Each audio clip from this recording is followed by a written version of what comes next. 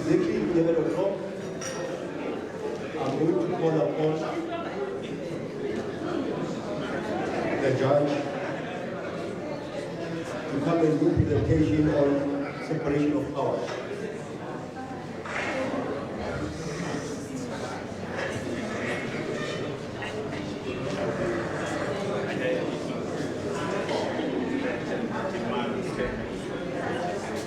I wish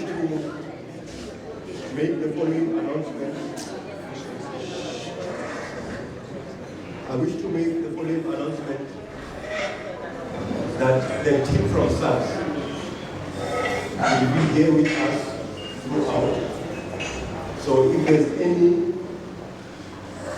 honorable member who wishes to do a one-on-one, he or she is free to interact with the team from SARS. They'll be here throughout the day. Ladies and gentlemen, honorable members, you will see that now we are digressing from the practicalities and we are now moving to the theory aspects that I referred to in my prologue. We now going to a presentation from the retired judge of the High Court of South Africa, Judge Rolinga, and is going to present on the separation of powers. With those few words, I'd like to call to the podium Judge Rolinga. Thank you.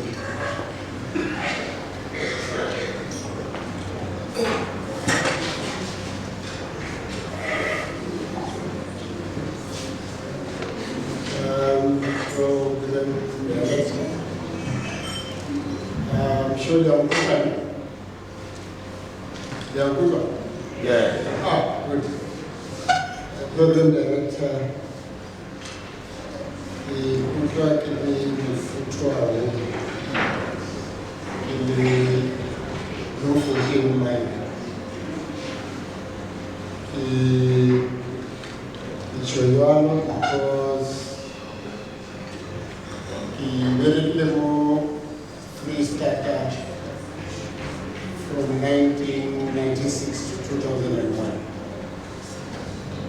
I was the chief magistrate for the province and also running the Northern Province because there was no chief magistrate there.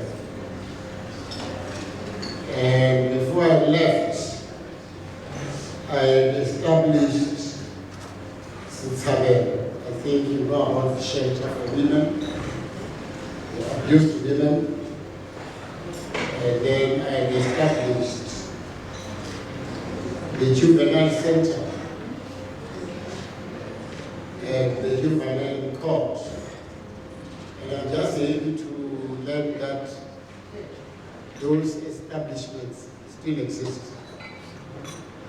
And also, before I left, we had established the sexual offenses court. So if you see sexual offenses court running, I was actually responsible for that. And I believe that I say that because if I were a minister or an NEC,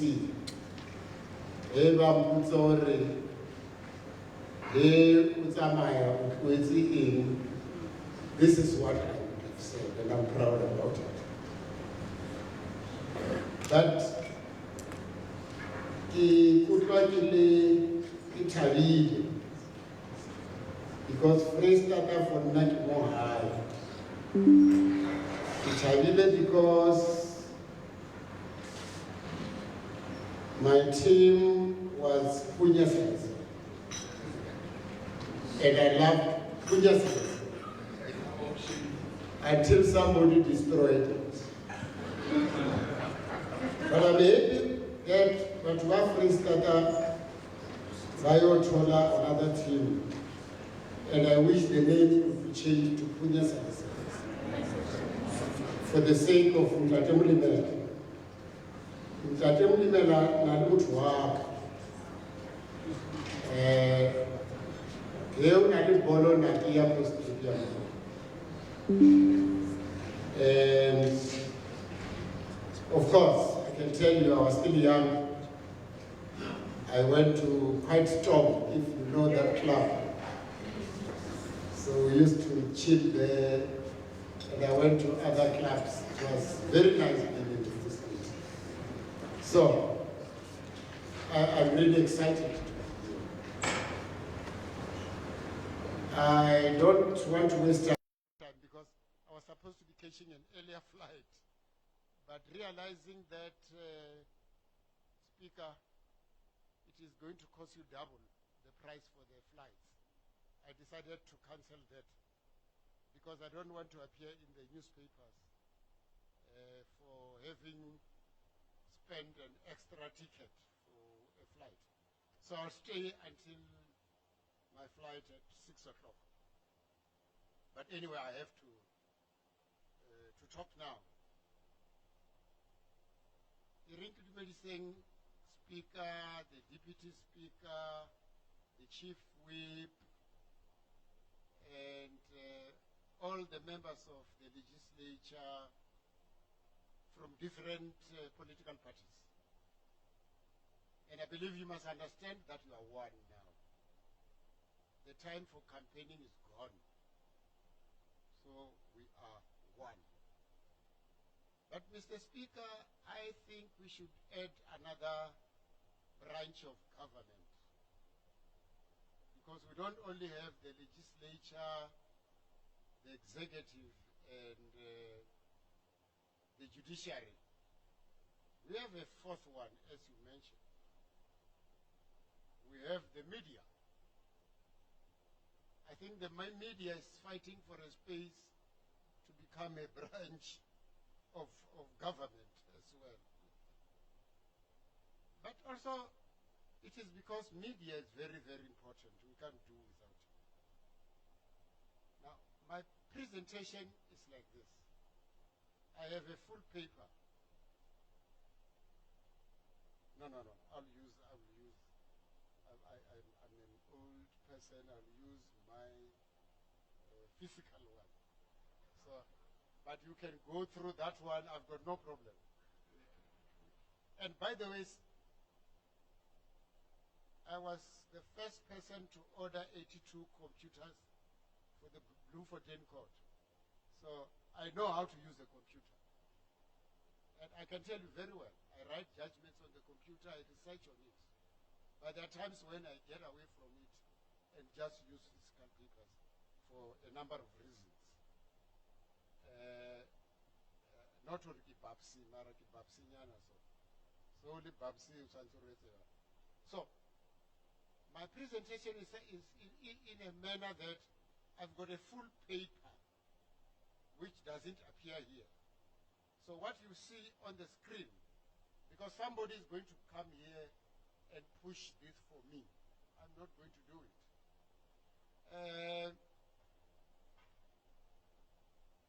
So what appears on the screen is actually a summary of the full paper.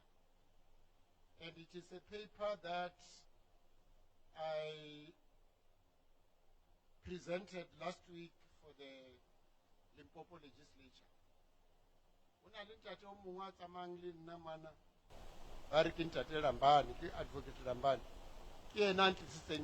Free State. Instead of me bringing him, he's the one who's bringing me here.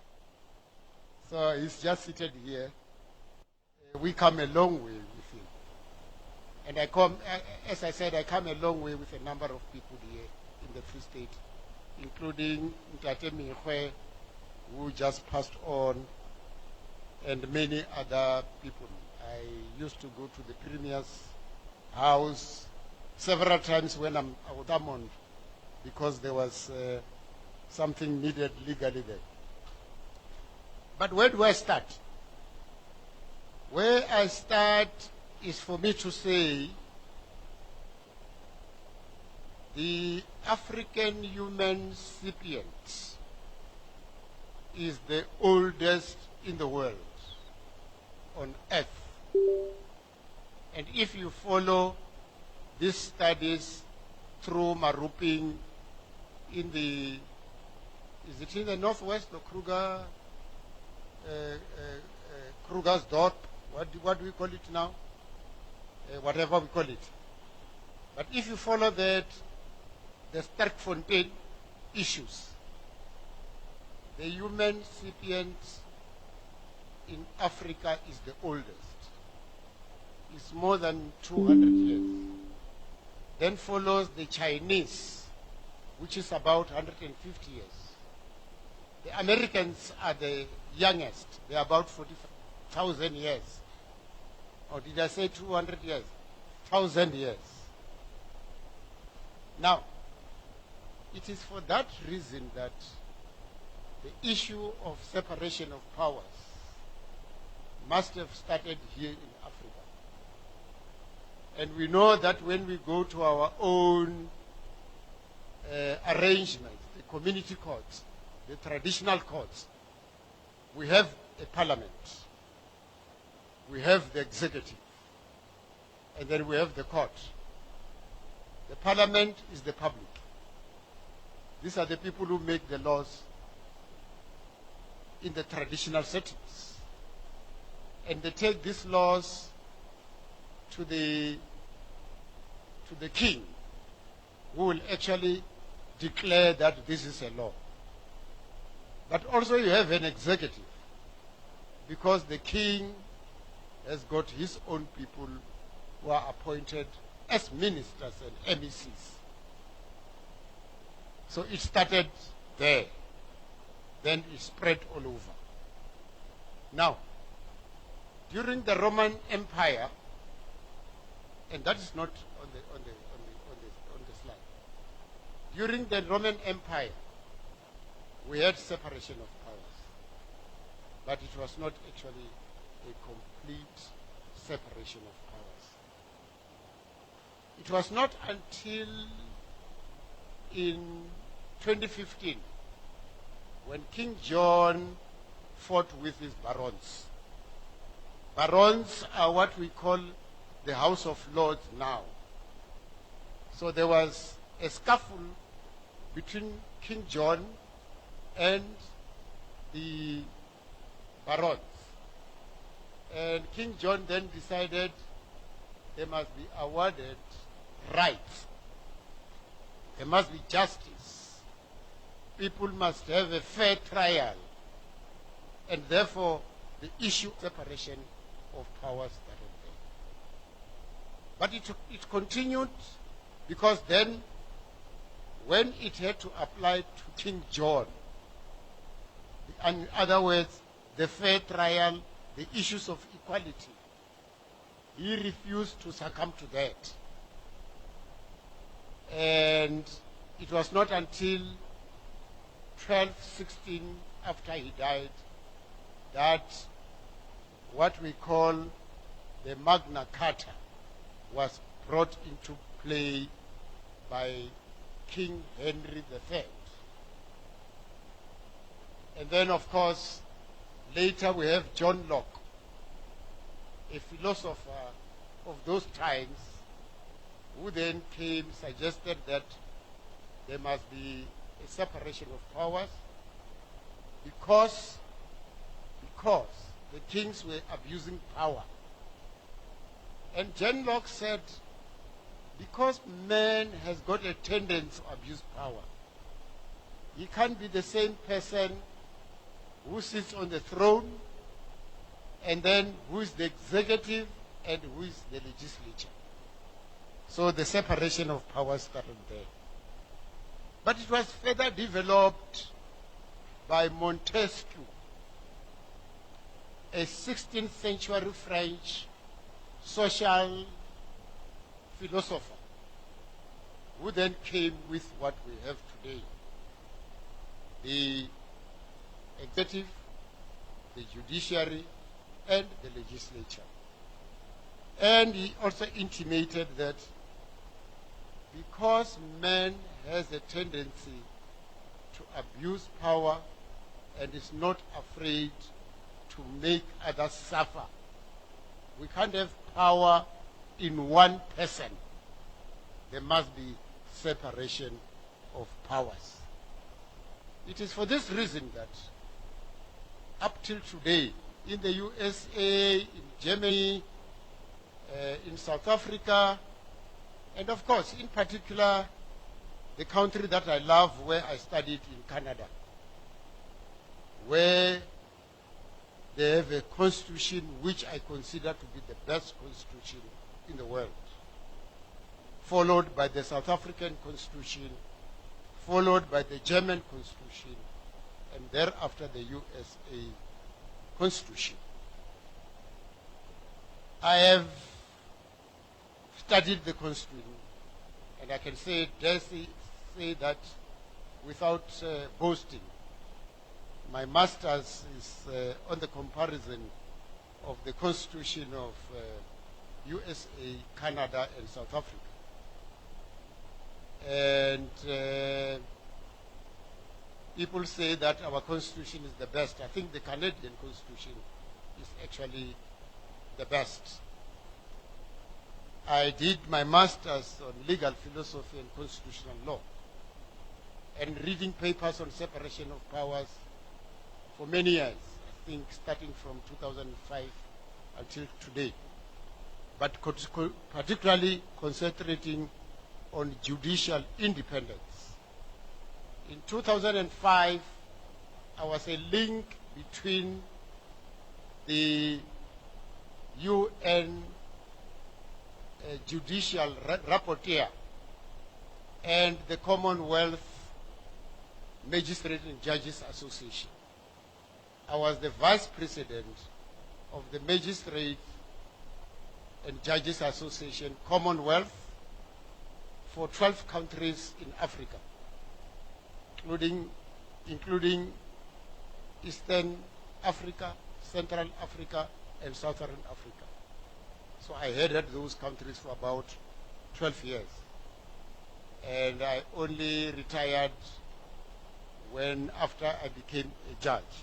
So, not that I've got a clear understanding of separation of powers, I don't have a clear understanding of judicial independence, because it's a complex subject. But I've been in this for a while. But what is the meaning and the objectives of separation of powers? It simply means that we can't concentrate power on one single person. And therefore, specific functions, duties, and responsibilities must be allocated to distinctive institutions, which are the legislature, the executive, and the judiciary. The South African model of the three branches of government, of separation of powers, is unique in that it creates this relationship between the legislature and the executive, which is very close. I say the legislature, the executive, and the judiciary are three equal sisters. And there are others who may differ with me. But I say so because while the legislature makes the laws, there are certain laws which must be certified by the judiciary. While the legislature makes the laws, those laws come from the executive. The executive is responsible for policy. Therefore, they are the ones, because they've got the resources, who prepare the acts which are placed before the legislature. And then the legislature, in turn, will pass those laws.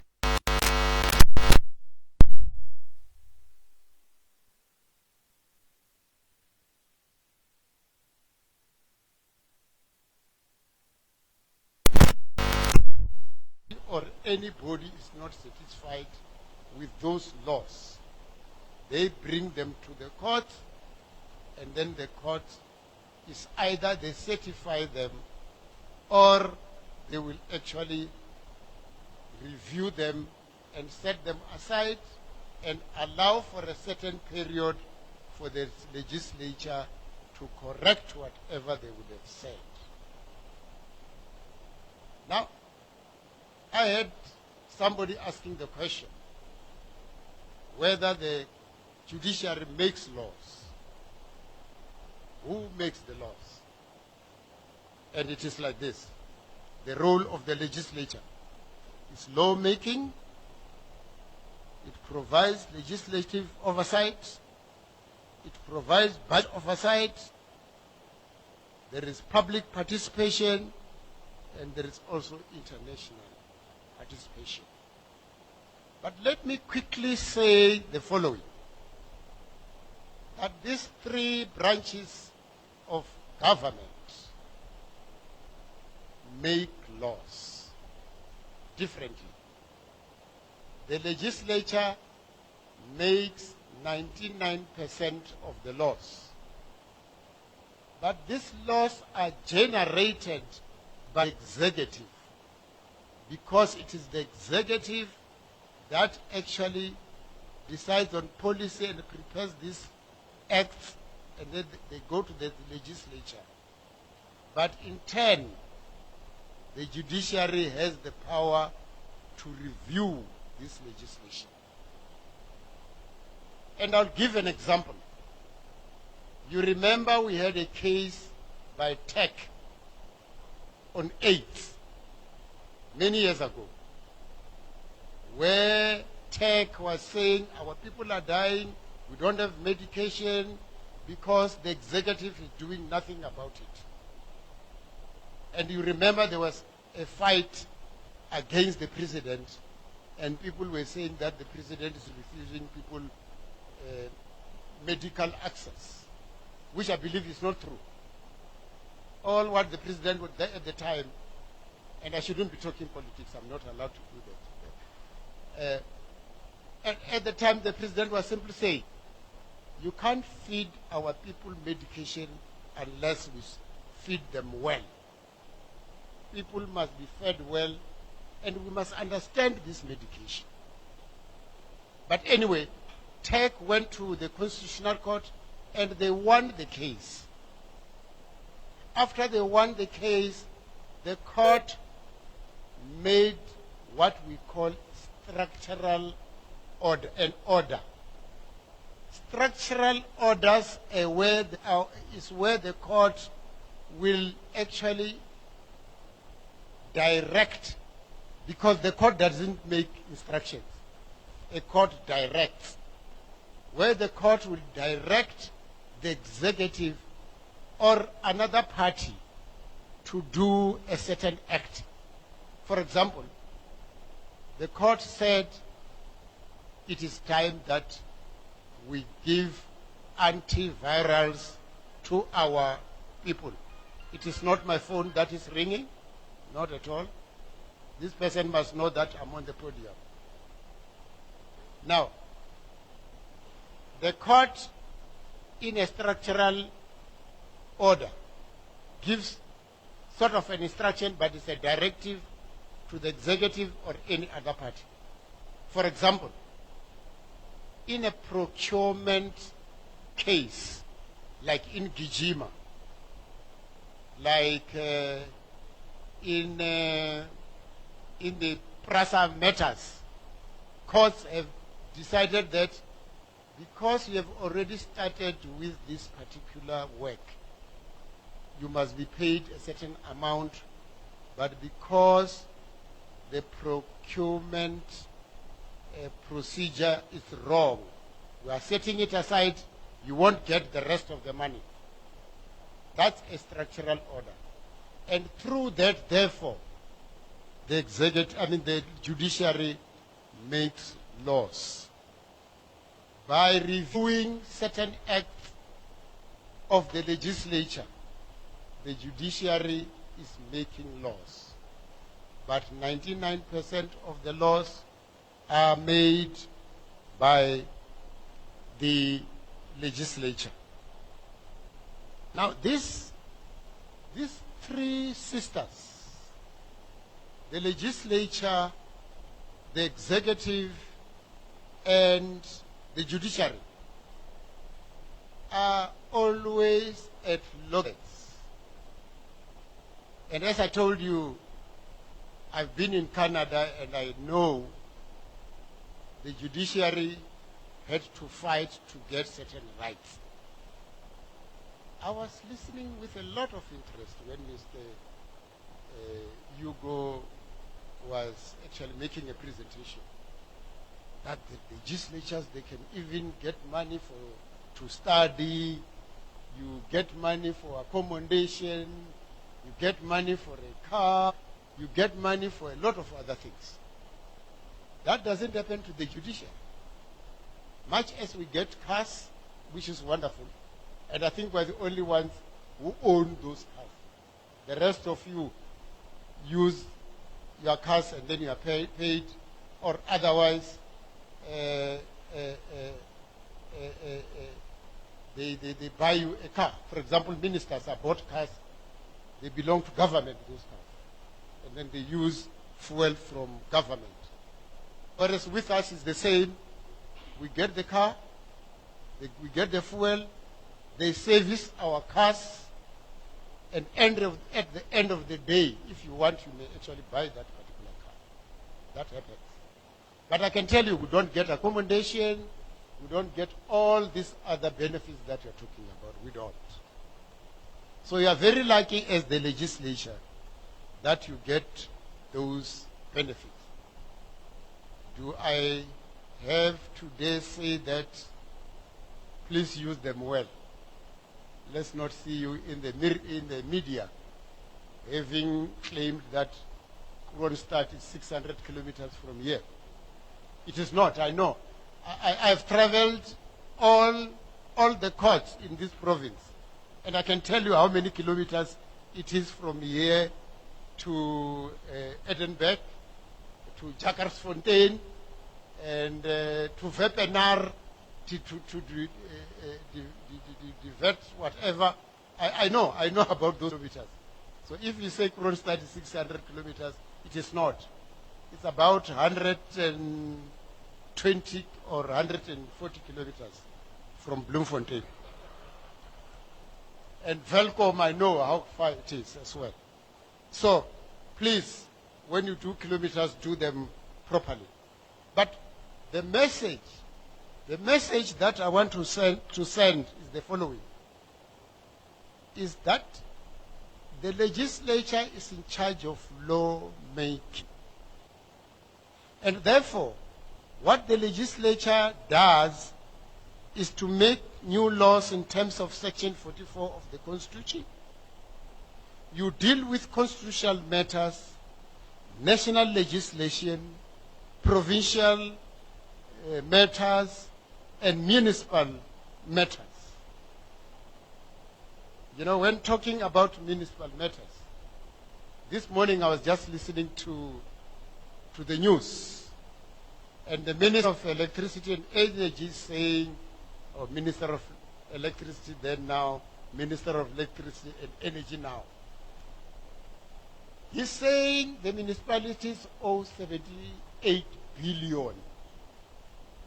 And I was asking myself, how did this escape the provincial legislatures that we came to that amount?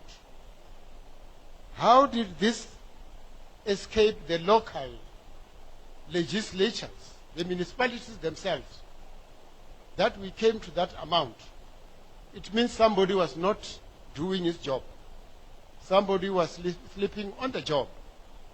And I believe the legislature should actually intervene, be it national or provincial, to find out how we reach that stage where we are at 78 billion. Now, the legislative process involves introducing bills in the National Assembly or the NCOP in accordance with Section 76(3) of the Constitution. And then, of course, thereafter all this process take place. What you should do, because you do your work through committees, a lot of work is done by the committees. So those committees must scrutinize all legislation. And if they're not satisfied with somebody, with something, they must immediately query it and return it and say, we are not going to pass this law. By the way, you are not going to the legislature to have fun. There will be time, of course, times for parties, but your 95% work is to fold your sleeves and work hard. Nothing must actually escape through your fingers. It is important that every evening you bend the lamp, scrutinizing legislation, scrutinizing processes, and raise them. You don't just sit there because you are in the opposition, you oppose everything. It doesn't help the country. Actually, I can tell you are not amused when we see these things in Parliament happening, people opposing each other, fighting. We're not interested in that. We don't want to spend our monies on people going to Parliament, and I'm using this word deliberately, and you'll forgive me. Going there howling the whole day. We as the public, we are not interested in that. We know that you are in opposition, but you are not in opposition for yourselves. You are in opposition to query genuine mistakes, not to query mistakes because you want to be in power, not to query mistakes because you want your party to have access to tenders. That is not your job. Your job is to run the country on behalf of the people of this country. It is for this reason, and I'm not talking politics, I'm talking elections, I'm talking about important issues, that people now have talked and said no party will get a simple majority. You must come and work together. And therefore we are starting now to work together. My emphasis is whether you are ANC, DA, EFF, FF plus, or any other party, if you see a mistake and you are DA, you must go to EFF and say, there is this mistake. How do you think we can tackle it? The issue of opposition will come, of course, because you must oppose each other. But the main thing is that you are doing these things in the interest of the country, in the interest of the people of this country. What is separation of powers about? Separation of powers is about the poor. It's about the indigent. Separation of powers, in fact, is about money. It's about procurement. We must make sure that the money is properly spent. And I know that if you don't reach a certain threshold, a budget may not be passed. In America, recently they had the same problem, where a budget couldn't be passed.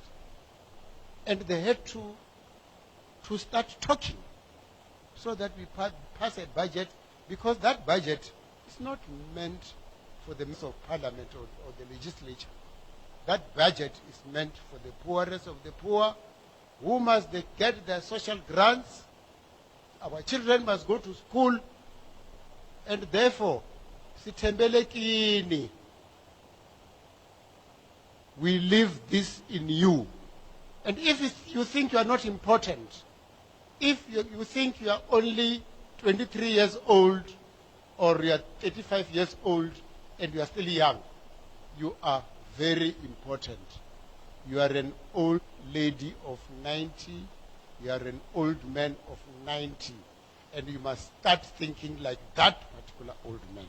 as a legislature. Legislative oversight. Section 217 of the Constitution. That is the core of the legislature. Legislative oversight. The other day, when we were in Popo, I made the following example and said, you see, for a long time, the cats were troubling the mice. And I think they continue to trouble them. And the mice said, every day we are dying, Every day we lose our members. We lose our parents, we lose our children, because the cat just comes in and grabs one of us. And then they had a meeting. And they were asking, but who will bail the cat? Who will bail the cat? So all of them said, no, it's not me. I can't do it. No, it can't be me. Somebody else must do it. Yeah, you know what the cat is like. The cat will kill me. So they ended up not agreeing as to who will bail the cat. And what was the reason why they wanted to bail the cat? So that the cat must have a bell, and when it's ouching, they can hear it run away. And that never happened. Until today, the mice are suffering. The cat is still devouring them. So, who is the cat here? And who is the mice? You see, the three arms of government are supposed to be equal, and they are equal. But there is one particular arm of government that always wants to exercise power over the others worldwide. You go to Russia, you go to America, you go to Germany.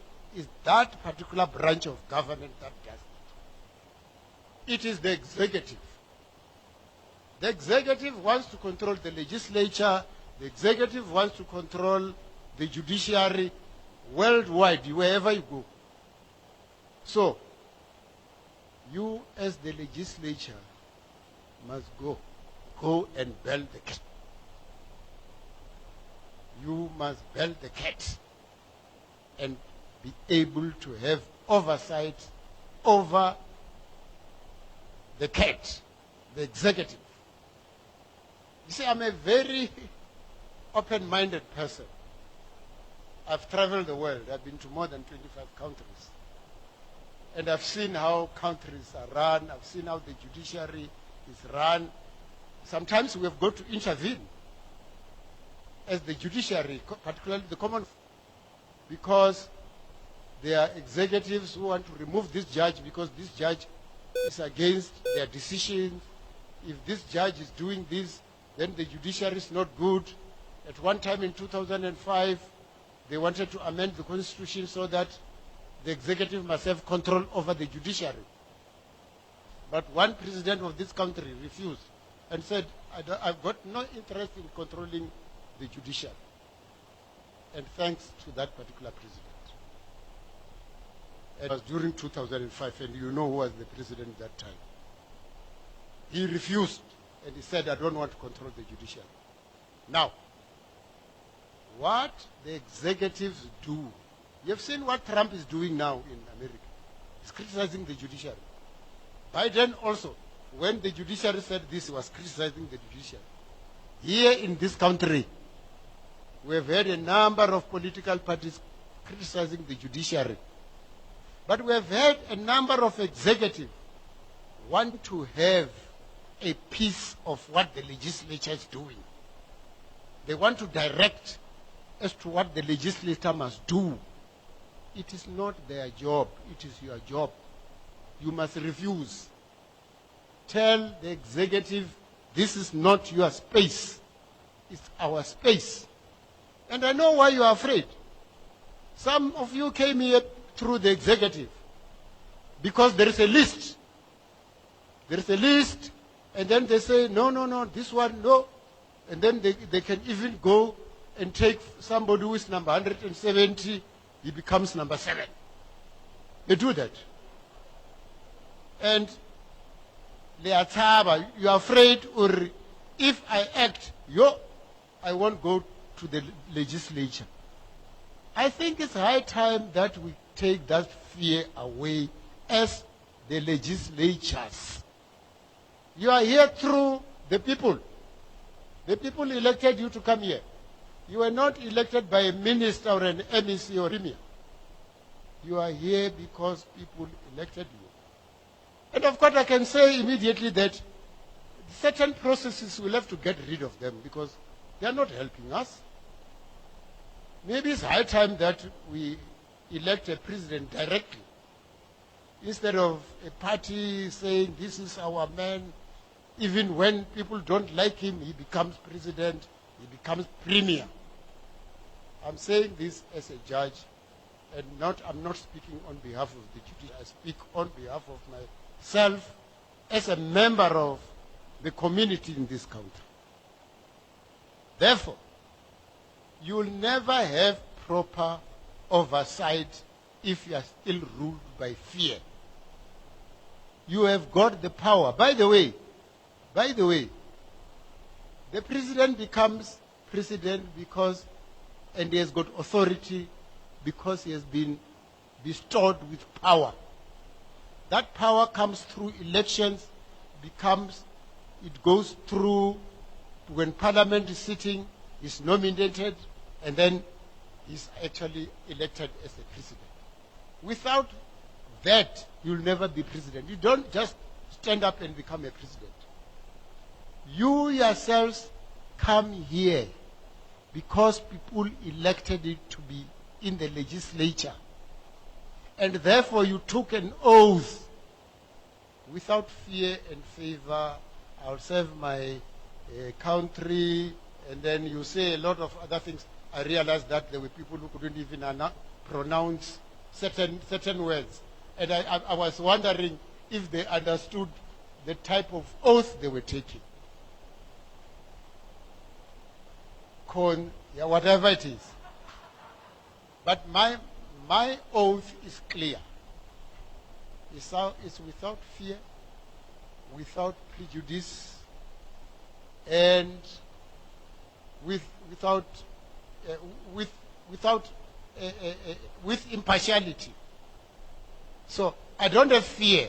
And I was telling my other colleagues, with judges, every day we get threatened with death. I can tell you. And you can see I'm moving around without security.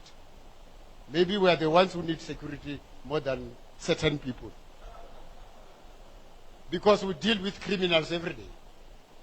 Now, I've taken that oath, and I mean it from my heart. I mean it from my heart. I took the oath because I'm prepared to die for this job. If you threaten me with shooting, with killing me, no, I'm fine. Come and do it. It's yours. I'm yours. But I will never take a bribe, whether you give me 20 million, so that I turn around cases from the bench. I'll never do that. And if you want to kill me, kill me. So I would want to hear that from the legislatures, that we are going to do our oversight work without fear, without prejudice.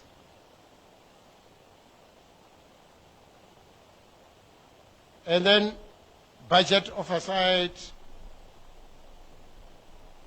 I want to go again to section 217. Procurement is a serious problem in this country. How many times have we heard of an item that costs 1 million, but procurement will say it's 15 million? Several times. Why do we have to tender for a loaf of bread at a hospital? Is that necessary? A loaf of bread that costs 8 rand. At the hospital, you buy it for 30 rand. What madness is that? I think these are some of the things that the legislatures must start revisiting and deal with them. And the problem, unfortunately, is not only at provincial level. Problems are at the municipalities because they are at the cold front of the service. But the legislatures have a say. So, Section 217 is very clear. That procurement must be transparent, it must be fair, and it must be without corruption. Every day we wake up, there is corruption. What are the legislatures doing? What are you doing as a member of the Free State Parliament when you come across that? Public participation, I think you know about that. Any legislation must go through public participation. And it must be proper public participation. Not a fake one, where you go and make people sign certain documents and you say public participation. You see, the courts have set aside a lot of legislation because there was no public participation. But on public participation, I want also to say the following. And that comes from me, not from the judiciary. I speak on my behalf. The process is, I believe in the environment. I'm not Trump. I believe that we must save the environment, our birds, our animals. I believe in that wholeheartedly. But there must be limitation to that. We don't have jobs in this country. I think the rate is now about 38% unemployment. But we are refusing fracking for oil. We are refusing research for coal, which we've got a lot of it here, for gold, for all this, in the name of the environment, which is very important. But I think we must start thinking. We want to create jobs. So there must be a balance. There must be a balance between the environment and the commodities. Right now we want to stop the issue of coal. Well, that's fine. We must save the environment. But there are people who are telling us we must do that. But they are the very same people who come in and take the coal away, and they go and hoard it somewhere else. And then from there they will sell it back to you. If you say coal is dangerous, it can't be dangerous for South Africa only or for Africa only. It must be dangerous for everybody. Therefore, I believe that maybe we must do away with coal, but we can't just overnight do away with it. I think there must be a process to do it. But all what I'm saying is that we must not go and buy a group of people who will protest whenever we want to frank. Franking becomes important, so we must balance these things. And you must understand me clearly. Don't go and say this judge says he's against the environment and the saving. No, no. I believe in that wholeheartedly. International participation. We participate internationally, all legislatures in the world. And Advocate Rambani will tell you about the Commonwealth Association of Legislatures. I told you about the Commonwealth Magistrates and Judges Association. But also we have got the international associations and entities like the UN. The UN have got the Human Rights Desk, but we participate that through our International Affairs Department. And therefore the legislatures are actually involved. I know that the provincial legislatures may not be directly, but still you are to deal with those things. And I've already told you about the rapporteur on judicial independence. because these are the watchdogs. We now have the International Court on Human Rights, for example. And you remember, against the belief of a number of people, some thought these institutions are not important. Recently, South Africa approached this court, and we won a case against Israel. And I've got nothing to say about Israel and Palestine. It's not my space. It's your space as legislatures. I'm not allowed to talk about the politics. Otherwise, I'm going to be charged for misconduct. But we took this case to that court, and we won it against the belief of people who never thought we'll actually win it. So, as a legislature, you must take these institutions seriously. And I've already talked about the legislature and the judiciary. I'm not going to repeat that. All what I want to say is that there must be equal treatment of these three branches: the legislature, the executive, and the judiciary. You see, the problem is that a lot of resources go to the executive. Just now you were complaining about lack of resources by the legislature. I think you must fight for that. But you are in a right position also to fight for the judiciary. Our courts are falling apart. We don't have resources. When there are backlogs, you say we're not doing the work. The tools of trade are very important for all three branches of government, for the legislature, executive, and the judiciary. And therefore, you should actually be fighting for us, because you are in a better position to do that. As I conclude, I want to give an example of one man who was president of the country. He never bothered about the legislature. He never bothered about the judiciary. He never bothered even about the jails, the prisons. So people were being taken to prisons, and they would be locked up there without food. He didn't even bother, but he was enjoying himself in the executive. And people had no beds in the prisons. And one day there was a coup.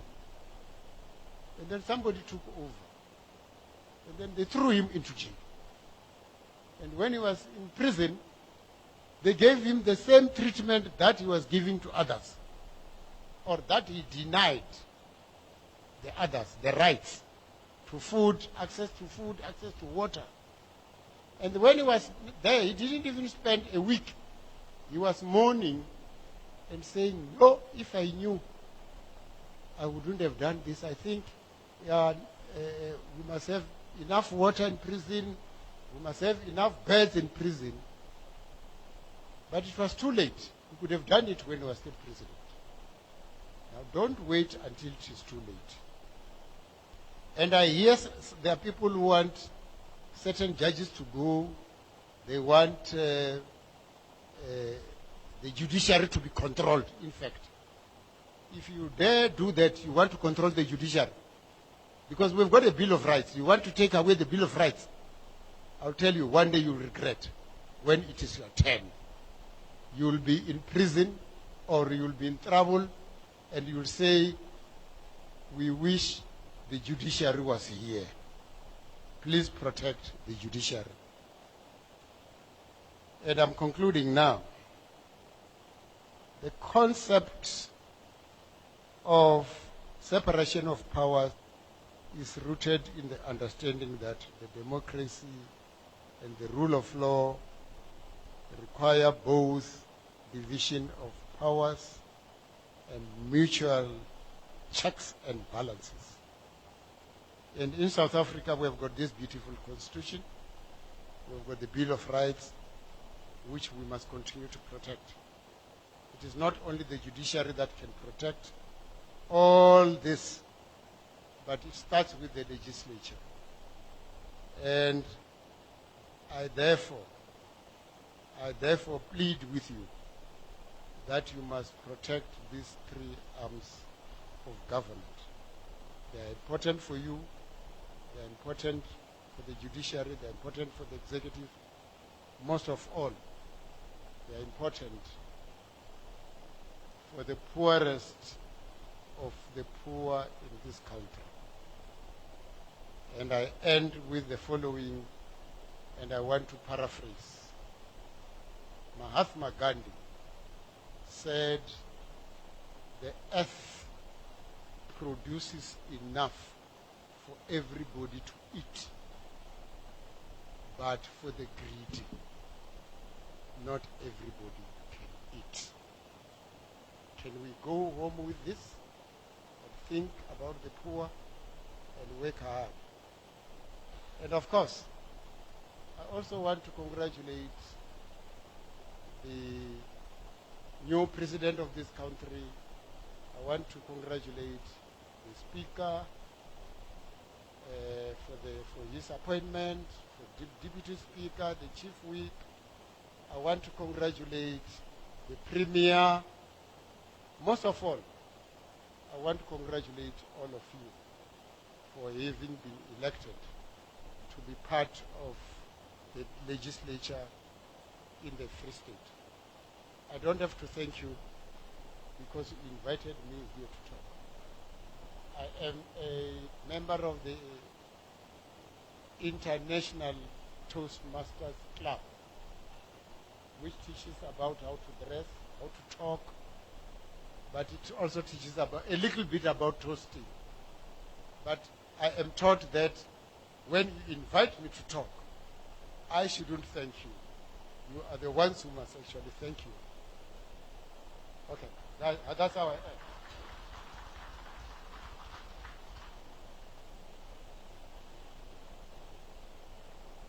Thank you very much, Honorable Judge. What an insightful presentation. I think the message from the judge is very clear. And part of the oath that honorable members take when they assume their functions is that I will obey, respect, and uphold the Constitution and all other law and perform the functions of my office conscientiously and to the best of my ability. That's exactly what should guide the honorable members in the performance of their functions every day. I'm going to allow for questions and comments before we proceed to the other presentation. Are there any questions or comments? I've got one.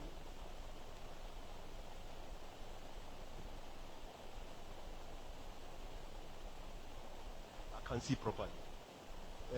Datumpo Kenyi will start, and then Honorable Leader of the EFF,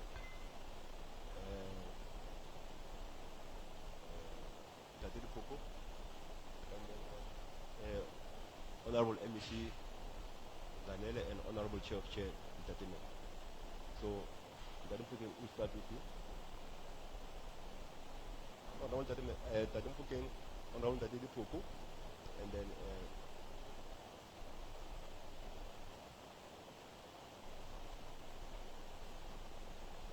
No, thank you, Program Director, and thank you to the Honorable Judge for the presentation. Honorable Judge, you emphasize one thing that normally legislatures will bring bills to the legislature and the legislature would pass such bills. But if you look at Rule 1A3 of our standing rules and orders,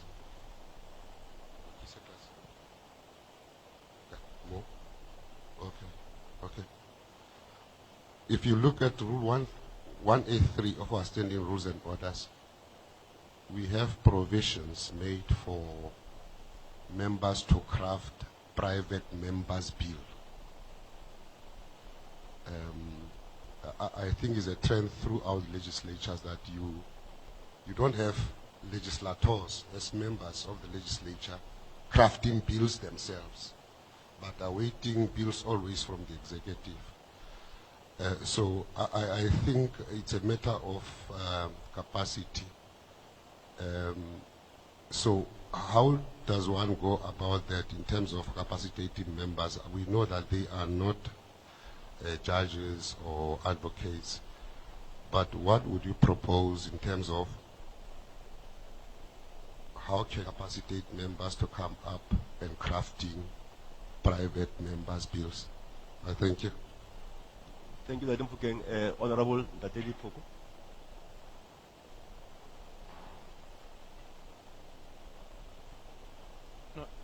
Thank you very much, Deputy Speaker.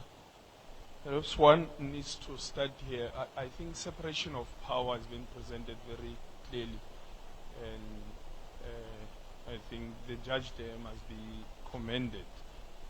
I'm however slightly held back about the role of the judiciary, especially when it comes to the constituency I represent, the poorest of the poor that cannot even, I'm not sure, Repeat for the judge. the justice for them in this state that is nicely been clearly outlined and purely divided by the judge somehow seems to be very expensive. And I think that's a matter that needs to be looked at deeply instead of giving extra benefits to people who are practicing in that arm of state. I think we need to dive in deeply into that issue. However, I was also hoping that the judge would assist us as members in relation to Section 9's, Chapter 9's institutions, because we really need to use them effectively, and as such, it would be very, very, very appreciated if he was to dive into those so that we have a sense of their duties and how can they be better placed in legislation. Yeah, no, those are two of my points, and thank you very much, Deputy Speaker. Thank you, Honorable Dateli Poko. Honorable Ganeles Fuba.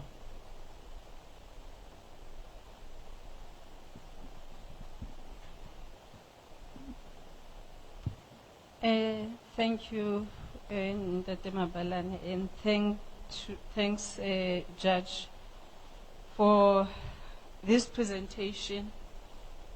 I think we can all agree that this matter of the separation of powers is very beautiful on paper. The issues that you have raised, I come from the executive, by the way, but I'm a member. But I know the pain of being in that legislature. There is the act that speaks to the budget process of the legislature. But at the end of the day, you'll find that despite the fact that the MEC of Treasury can interact with the Speaker, at the end of the day, when it goes to the executive, everything will get overturned there.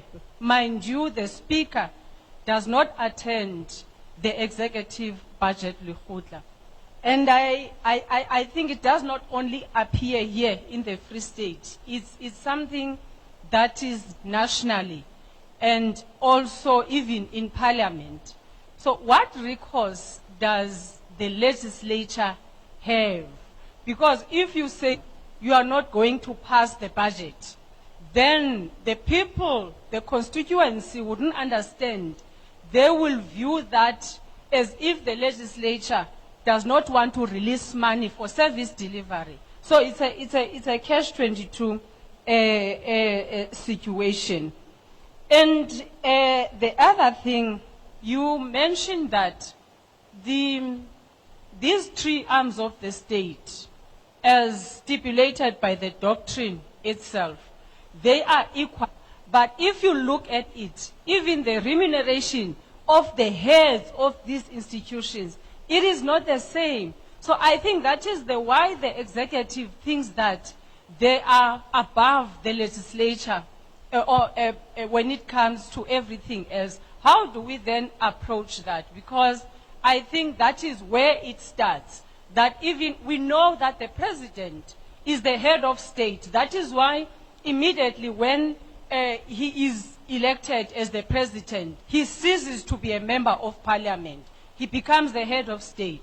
But when it comes to the provinces, you'll find that there is that inequality in terms of the remuneration of the heads of the three arms of the state, which, of course, it is done by the commission, remuneration commission in the office of the president. And I think if the legislative sector, we were saying we really need to have a budget process of the legislative sector nationally instead of doing it individually, because I think that is where the problem is. There is no formula of what percentage or what share should the legislative sector get from the equitable share of the province. Thank you. Thank you, Honorable MEC Sikuban, Chair of Chairs, Datemeko. No, thanks. Let me join by appreciating presentation, quite very interesting issues around the separation of powers, but as well note the strong political views as articulated. Two issues, and I think the first one is what MEC Zanele around the model for the determination of the budget of the legislature as opposed to the departments. Because I think it creates an anomaly that an institution which must play oversight over the executive, its budget, which ultimately talks to its programs. And I would say that, programs implying oversight are determined by the very executive. Because the determination of budgetary allocations in provinces, I don't know about national, becomes an issue of negotiations and engagement. Departments engage with Treasury, although ultimately the executive will take a decision. I'm saying it's an anomaly that the legislature is also subjected to the same process. Mrs. Anele asked about a recourse in terms of a different model in dealing with the budget of the legislature. That's my first question. The second question is the issue of the overreach between these three spheres of government. What is the understanding of our retired judge? There are issues which, because I think an important premise is that Parliament and the legislature are political institutions. That's where, the identity of political interest finds expression. In as much as ultimately people becomes part and parcel of the committees, but in reality they represent particular political interest. And certainly as a result of that, there will be political contest in committees. And there are instances where certain political organizations will regard the judiciary as a recourse. As opposed to political contestation, in fact, they choose litigation. On the matters of political contests in the legislature, particularly in the committees. Is that right? Is that not an overreach? The courts considering such issues, understanding the character of parliament and the legislatures. Because we have such instances. And I know that the judge is very passionate that, look, the context is that all of us have got to work in the interest of the people, the poor and all of that. But party political interest finds expression. And these matters then have to be taken to the court. And the court rules, and sometimes we are taken aback by some of the things of the courts. Thank you. Thank you, Honorable Chair of Chairs. Honorable Judge, you can take the podium and respond.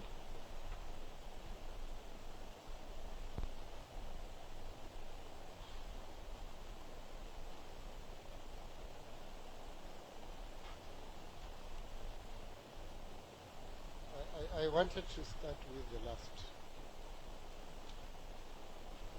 the overreach issue.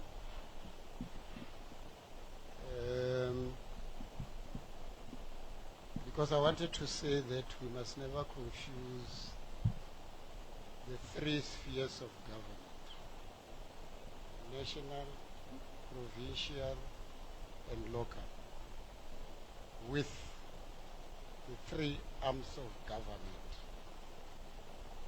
the legislature, the executive, and the judiciary. And I can say without fear that the three spheres of government, the three arms of government are above the three spheres of government. In other words, the legislature, the judiciary, and the executive are the core branches of government. At the same time, we must not confuse government with state. You remember, state is broad. You've got the president, you've got all other institutions in that. And having said that, I want to come to the issue of overreach. But before I go there, I want to say the following. You know that there will be political arguments and fights in the legislature.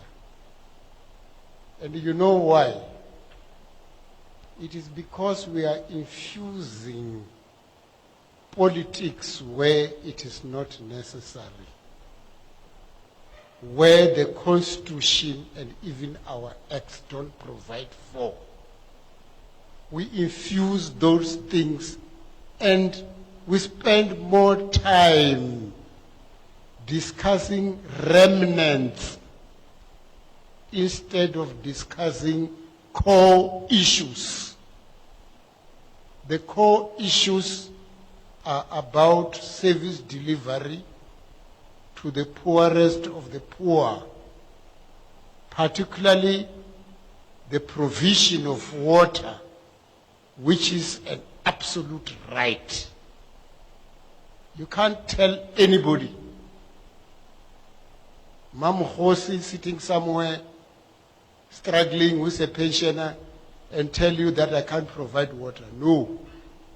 You may tell her that I may not be able to provide electricity within 6 months. I'll provide it after a year. Because electricity is not an absolute right, but it is a right. But water is something else. But what are we doing? We go and spend time fighting about procurement, and then from sunrise to sunset, instead of discussing core issues. Now, courts, I've told traditional leaders, actually I don't call them traditional leaders, I call them royal leaders. I've told royal leaders, whenever there's a problem in the royal house, you run to the courts, you are causing a problem for yourselves. Because courts are not always a solution. The solution is found within the uncles and the aunts. They exactly know who is the next king, who is the successor. But you go to the courts, they will complicate things for you. And then they will end up appointing somebody that you never thought will become king. And therefore you confuse the whole issue of royal succession. So therefore, sit at home and try and solve these problems. It's only, the courts must be a last resort. Now, politicians are doing make the same mistake. Whenever there is a mistake, they run to the courts. And the courts use the laws. And they are bound by them. They can't just go and say, no, we are not doing this. Of course, there are times when if an act doesn't achieve justice, I may not actually apply it. Like the apartheid laws. Some judges try to do that, but it's very difficult to dodge a law. It's there.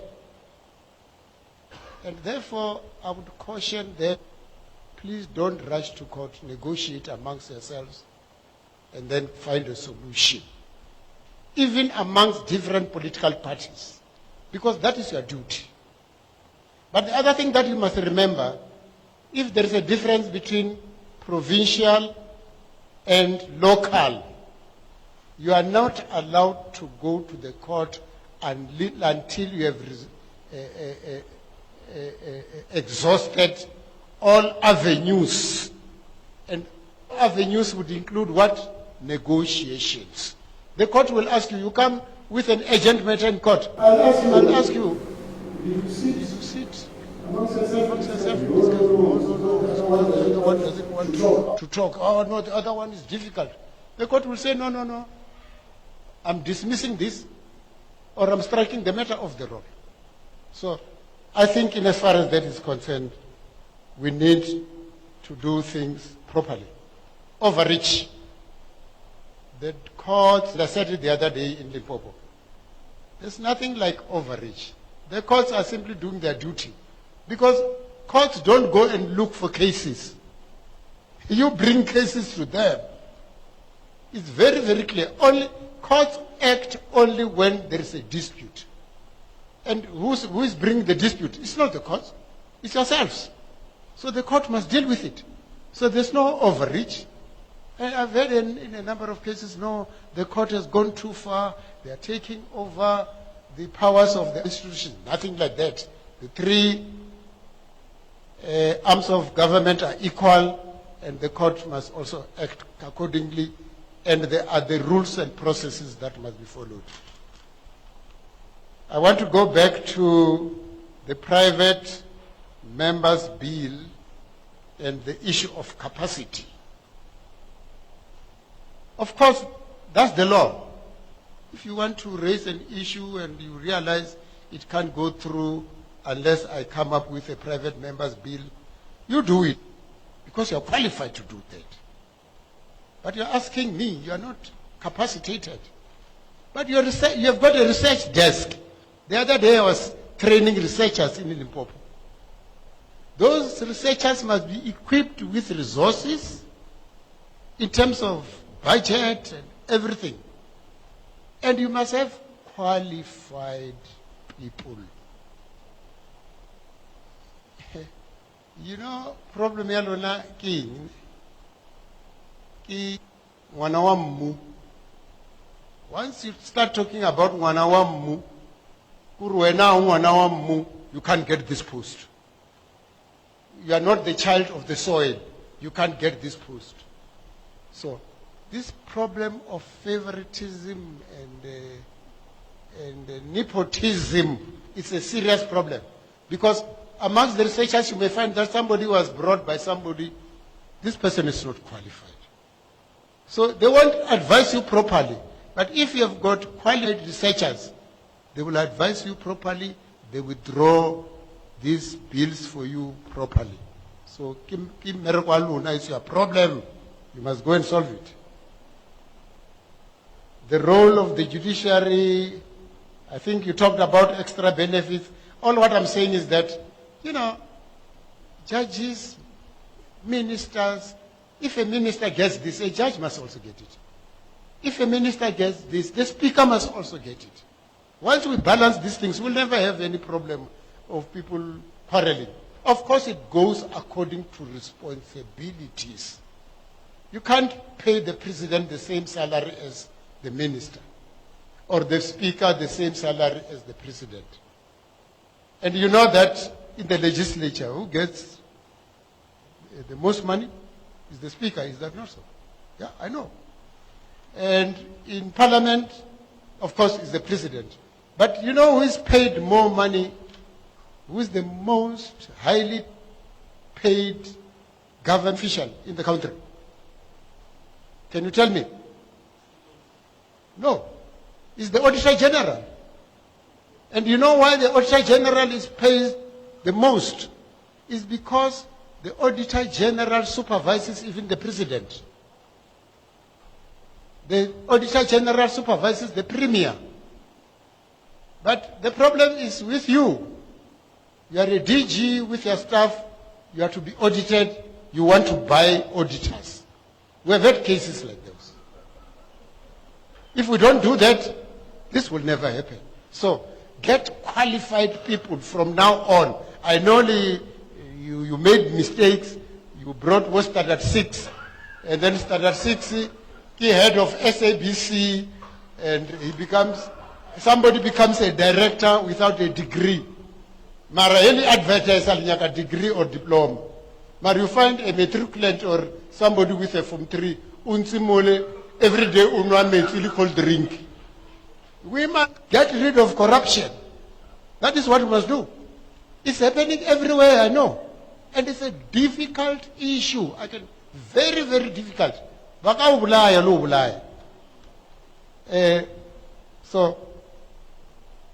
And I think I wanted to deal with, I've dealt with the issue of the Chapter 9 institutions. Libona, they must be paid well. And one Chapter 9 institution that I mentioned is the Auditor General. Those institutions are very, very important to make sure that democracy succeeds. Without them, the public protector, she must do her work independently. There must be no favorite. No public protector must favor a particular party. What for? Those things must never happen.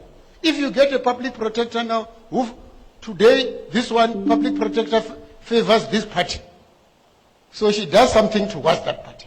Then to get another public protector who favors another party, she acts. No, people must learn to be independent. The same as the courts.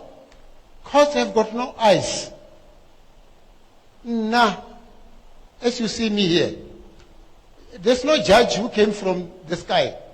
All of us were activists, and I was not, really. Activist maybe to a limited extent. Activistic Bolambani. I don't think I was. Now I was involved in human rights issues, and I didn't like running the streets. Of course, because there are things that I was doing, I don't want to tell you about them now. Sometimes we destroyed dockets, and because we didn't want certain people to be prosecuted, and we did that. Because during the struggle, that happened. And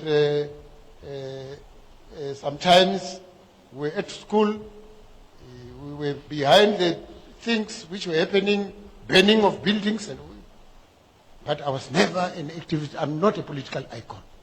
I am not. But what Ambani they are. Now, problem is when the judiciary itself, after taking an oath, you want to favor somebody because he was in a struggle with you? No, must never do that. I make sure I can stand back. Even if I know you, I'll do the right thing. Why did you, when you know that you are a comrade. And you think because you are a comrade, I won't do that. So it's a problem. Nepotism, favoritism. Now, the issue of accountability. You've got the political head in a province, MEC. You've got an administrative head who takes accountability for finances and other things. MEC must take accountability for political issues. But what happens? The MEC who are they want to know, or DG, what are you doing? You can't do this, you must do this. Not on my watch. So that's a problem, we must solve that. The Premier also must not interfere with what the General DG is doing. But the report, of course. You see, DGs are appointed by the Premier. But the report to the MEC, is that not a problem? It becomes a problem. So we must solve those things. But what must happen is that despite the fact that the DG reports to the MEC, but is appointed by the Premier, my problem is that wherever Mukuba is the MEC who will chase the DG. But then the person who does is the Premier. So we must sort those problems out. But we can, if we were honest, this will happen. The issue of dishonesty kicks in. Accountability. Auditor General must do their work. Now, when people appear before your committees, you must scrutinize them vigorously. Actually, they come with MEC and DG. The one who speaks is the DG. You must ask why that is happening. And of course, some of the things, chair of chairs, they require national dialogue. We must have a second Truth and Reconciliation Commission in this country. There are certain things that we won't solve through the courts, we won't solve in Parliament, the executive won't solve them. A lot has happened in this country. So we need a dialogue, whether it's in the form of Truth and Reconciliation, whatever, we need that. Oh, I've gone out of my purview now. The commission that is sitting on salaries is chaired by a judge. And I think he's trying to do his job, but there are people who interfere, I know. Increment. You know, for 3, you won't believe it, for 2 consecutive years, we never got an increment. Because there are people who think we earn enough. How can we earn enough? Because if I tell you what my salary is now, you'll be shocked. The type of work, you know, once you become a judge, you become a slave. You don't go to, there's no makufe anymore. You don't go to parties because partying and then they will buy you. So you don't go there. You sit at home, you read every day. I wanted to leave early because I've got work to do. I was not just leaving early for nothing. And I'm not saying that you're not doing work. You're doing a lot of work. But can we work as one unit? And termination of budget, I've dealt with that. I think there is interference always. And that we must talk. Marikatsiva, the fear that you have. The fear that you have is that Batalikuba Kumseti. And who doesn't want a job? But let's swallow that here. Let's die and die for our people. And I think I've dealt with everything. And I believe I'm not coming back here. But I can tell you this, the following.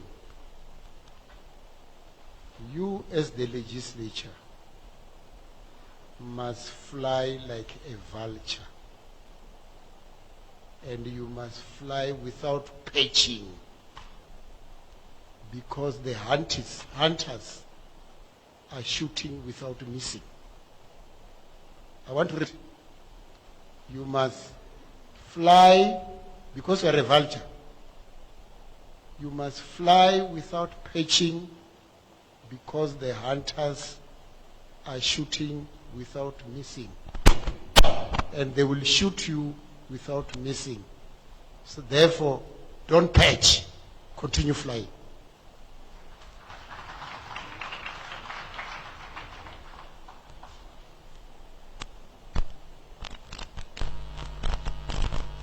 Thank you very much, Honorable Judge.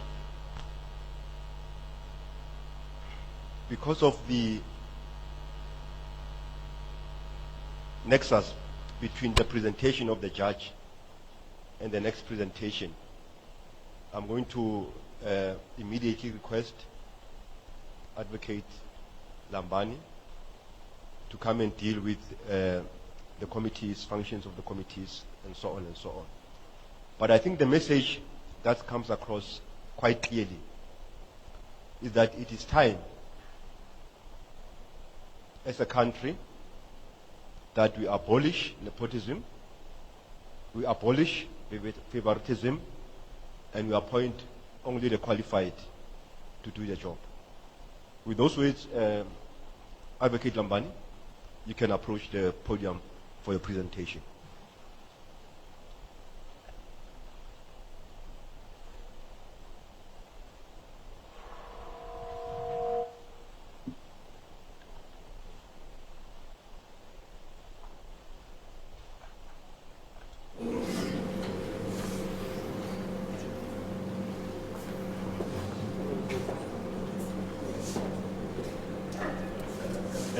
Thank you very much. Dominic, the people okay, the presentation, and as the busy with me do the honors of thanking the Honorable Speaker, his deputy,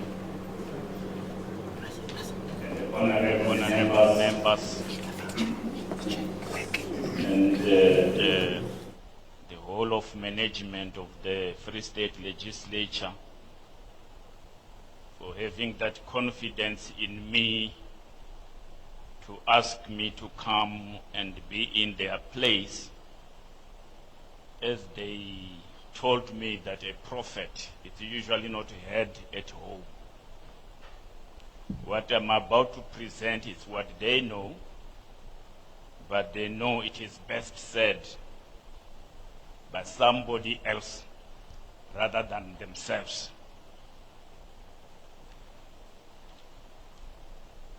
We who go to church, we're told that when Jesus went to his hometown, he didn't perform miracles, because the group there said, how? This boy, is he not the carpenter, the carpenter son of Joseph the carpenter? Carpenting work now, he wants to tell us these things. Don't we know his sisters and his brothers? We know them. What can he tell us? The same reason they asked me to come and tell you what they know. I thank you very much, my dear colleague. I've worked with them for some years back when I was secretary of the Limpopo Legislature. And the Free State Legislature became a second home, because whenever there were some elections, I would be requested to come, and I would also in turn request the secretary from this side to come the other side, so that he be heard on what I was supposed to say.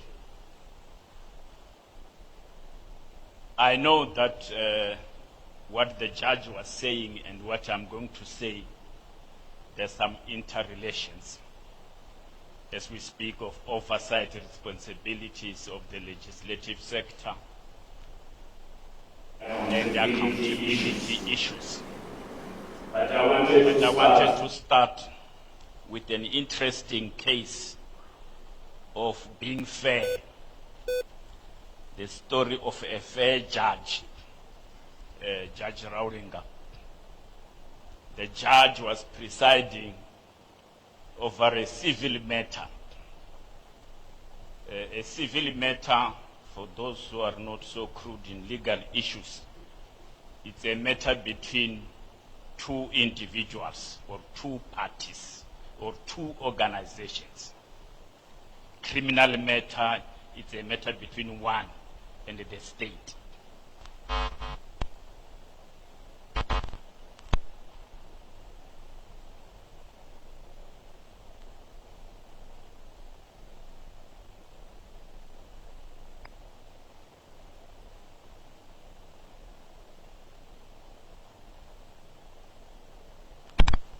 The case was going on. There was a day it was said that the judgment is reserved. It means the judge is going to have time, research, analyze what you have presented, and bring the judgment on a particular day to be announced. So the two parties decided, "Hi, this case is serious, Judge Rauringa. Too much money is involved. I should visit the judge as he's still busy researching at night." So the one party went to the judge and said, "Please, man, if I lose this, I'm really dead. There's no way I must lose this case. I will look after you until you die, just to show you that I'm serious. Hold 150,000. But once you give the judgment in my favor, it will be in millions." The judge accepted the brown envelope with 150,000. The next day, the other guy thought, "Hey, now that judge is going to think, and they may give judgment against me. Let me approach this judge." I invited the judge just over tea. He said, "No, but I'm dealing with your matter." I said, No, I know. You are independent, but we are relatives. Now, I'm just inviting you for tea, and my little girl has got a little baby. We are celebrating the birth of the child. Can't you visit my home?" The judge visited. The guy negotiated. After they had some few glasses of wine, he said, "Look, man, judge, sort out that case, man. That guy, if he wins, I'm going to lose too much even on cost. Swaramu, man, it's just 100,000. I will look after you." The judge accepted the 100,000 envelope. The day of the judgment came, and the judge said, "Before I pronounce my judgment, let me first make this ruling." The ruling is also like a confession to the whole court. This plaintiff here, the one who started the case, came to my house, said this and this, and he gave me 150,000 so that I must judge in his favor. Now, this defendant also did the same. He invited me to his house, and he gave me 100,000. But I'm going to pronounce a fair judgment today. And before I do that, all of you watching me, I'm refunding 50,000 to the plaintiff, so that I remain with the 100,000 from both and give a fair judgment. So he took the 50,000 and gave to the plaintiff. Says, "Now I'm free." And he gave the judgment. I'm not suggesting judges could receive it equally. It is people's money, it's theft still. I just wanted us to be alive. I am going to present on the, I'm also a little bit old, I'm even retired now. I can't even see, though I'm carrying my spectacles, where is the arrow that says, go ahead. My. Or is the one below? Yeah.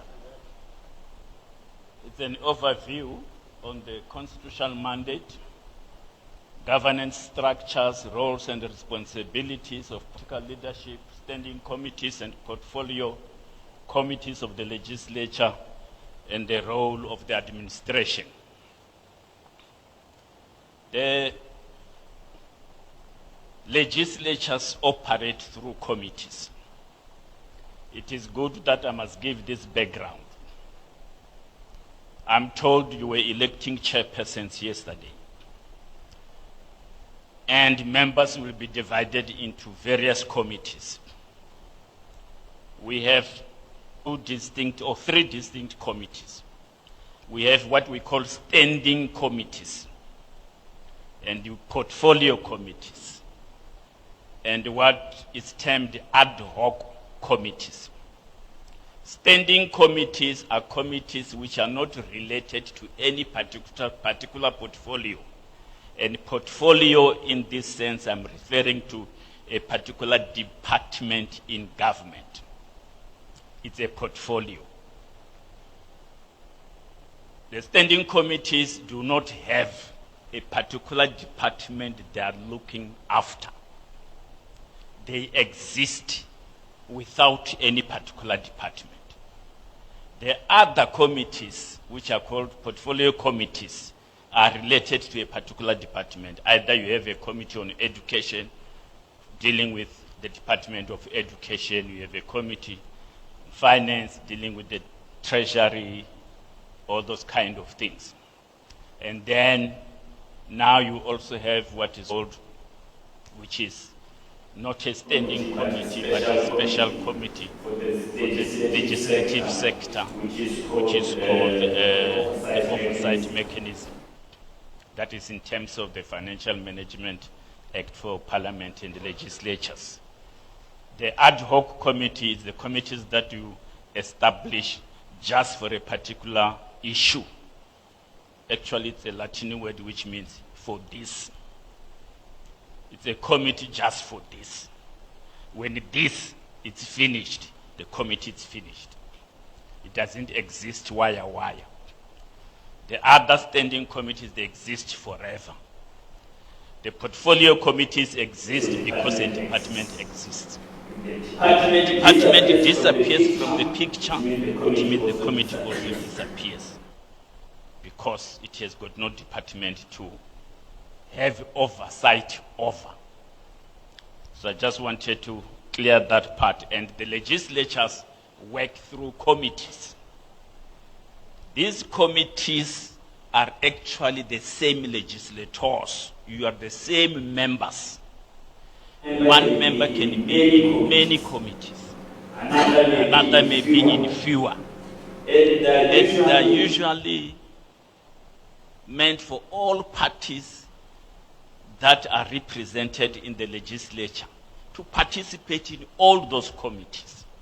However, it even becomes difficult for those parties where you find you are only one member in a legislature and you don't even know which committee to belong to, because you will want to be inputting in all these committee meetings and they are sitting nearly at the same time at different venues, wherein you cannot divide yourself into the 10 committees that are being established. So one has to be able to choose, where do I want to put much more of myself in order to become a member of a particular committee rather than becoming a roving member of a particular committee.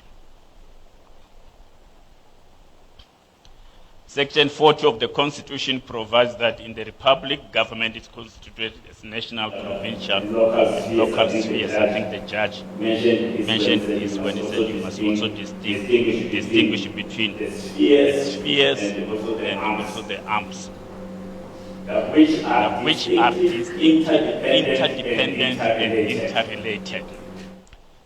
That is the distinction between the arms of government, which is the legislative, executive, and the judiciary. Those are distinct. The spheres of government is the national, provincial, and local, which, though they are distinct in the sense that this is national, this is provincial, this is local, they are interrelated. In fact, when you present them in circles here, getting into the other, because they always overlap with regard to responsibilities. Even if you check in the Constitution, the Schedule 4 and 5 there, you will see that the same responsibilities are meant for national, the same responsibilities are meant for provincial, the same responsibilities are meant for local. However, there are those which are said, here, local you will end.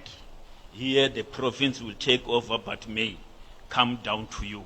Here, province will end, but national may even come down to you. That is why we say they are interdependent and interrelated.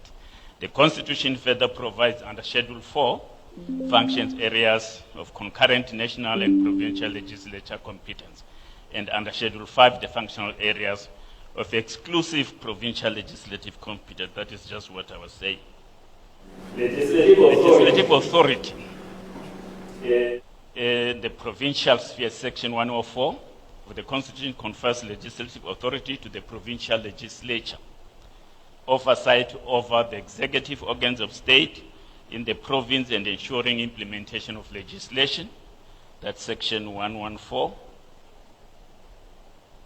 And must facilitate public involvement in the legislative and other processes of the legislature and its committees.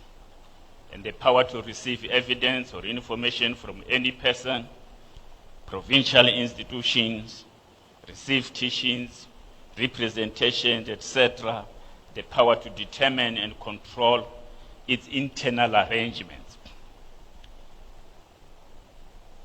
When we say, I think it was the secretary to the legislature, if not the program director, that the legislature has got 3 responsibilities. He mentioned lawmaking, it was the speaker, lawmaking, oversight over the executive and its institutions, and public participation. It may be understood as if you may forget, you may take away the 2 for a moment and think the legislature exists for another activity called public participation. It is actually public participation in this first one, in the law-making processes.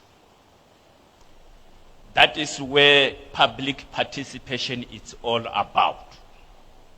When you are in the process of lawmaking, you must engage those people who brought you here, because the laws are being made by them, those who voted.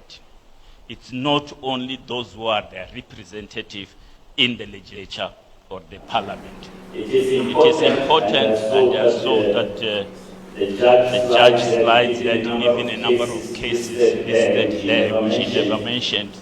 One was very much important, if members will recall, those who have been here for a longer time, the case of the Doctors for Life. This issue was taken to court that there was no public participation. And I think the judge said that participation must be very honest and very serious. Indeed, that was the declarations of the court. Because when that case went to court, the legislatures were asked if they did conduct public participation. And if so, please provide evidence. And the evidence provided were lists of attendance registers. They were kept. In Limpopo, we kept a lot.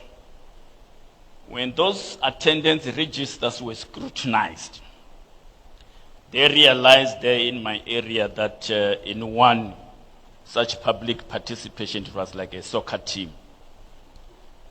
The majority of the people there, talking about the right to abort, there was not a single doctor.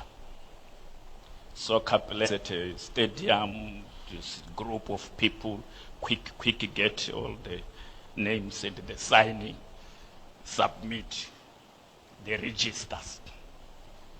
And the case was lost, and the provinces were requested to rerun the public participation. We thought we were clever and complained. We invited the public. Are the doctors not part of the public? If they don't come, whose business is it?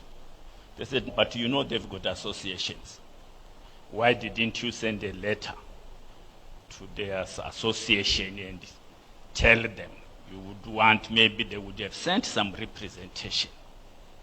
Because they're the ones who are going to do the abortion, not those soccer fans. That is why that matter had to be done over a long time due to lack of public participation.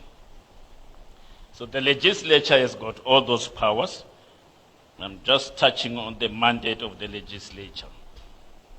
Now I'm coming to the governance structures. Who's who in this sector? The speakers and the deputy speakers. It's in plural because I'm addressing the sector, not that we have got speakers for the one legislature, only have one speaker and one deputy. The executive authority of the Free State provincial legislature is the speaker, who is deputized. When I wrote this, pardon me, I was having in mind that was a lady. So, Honorable Dukwana, don't say I'm calling you her. In her functions, but the deputy speaker, who are both elected by the provincial legislature during the first sitting. And the role of the speaker is to preside over the sittings of the legislature, maintain and preserve the order of the proper decorum and the proper decorum of the legislature, interpreting and enforcing standing orders and rules. Proper decorum, what do I mean? The word decorum, it's not so much an English word. It sounds Greek, though it's coming from Latin, where you find the word decorate. It means good looking, good appearance. Everything done in an orderly and very diligent manner.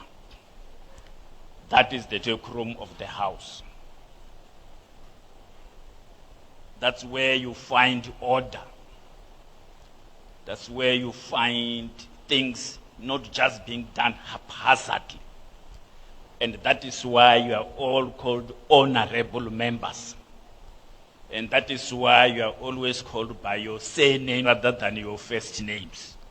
It's not Honorable Peter, no. It's Honorable Johnson or Jackelson. Not by the first names in the house. When you get out of the house, you can call each other by your first names, but in the house you maintain that kind of order.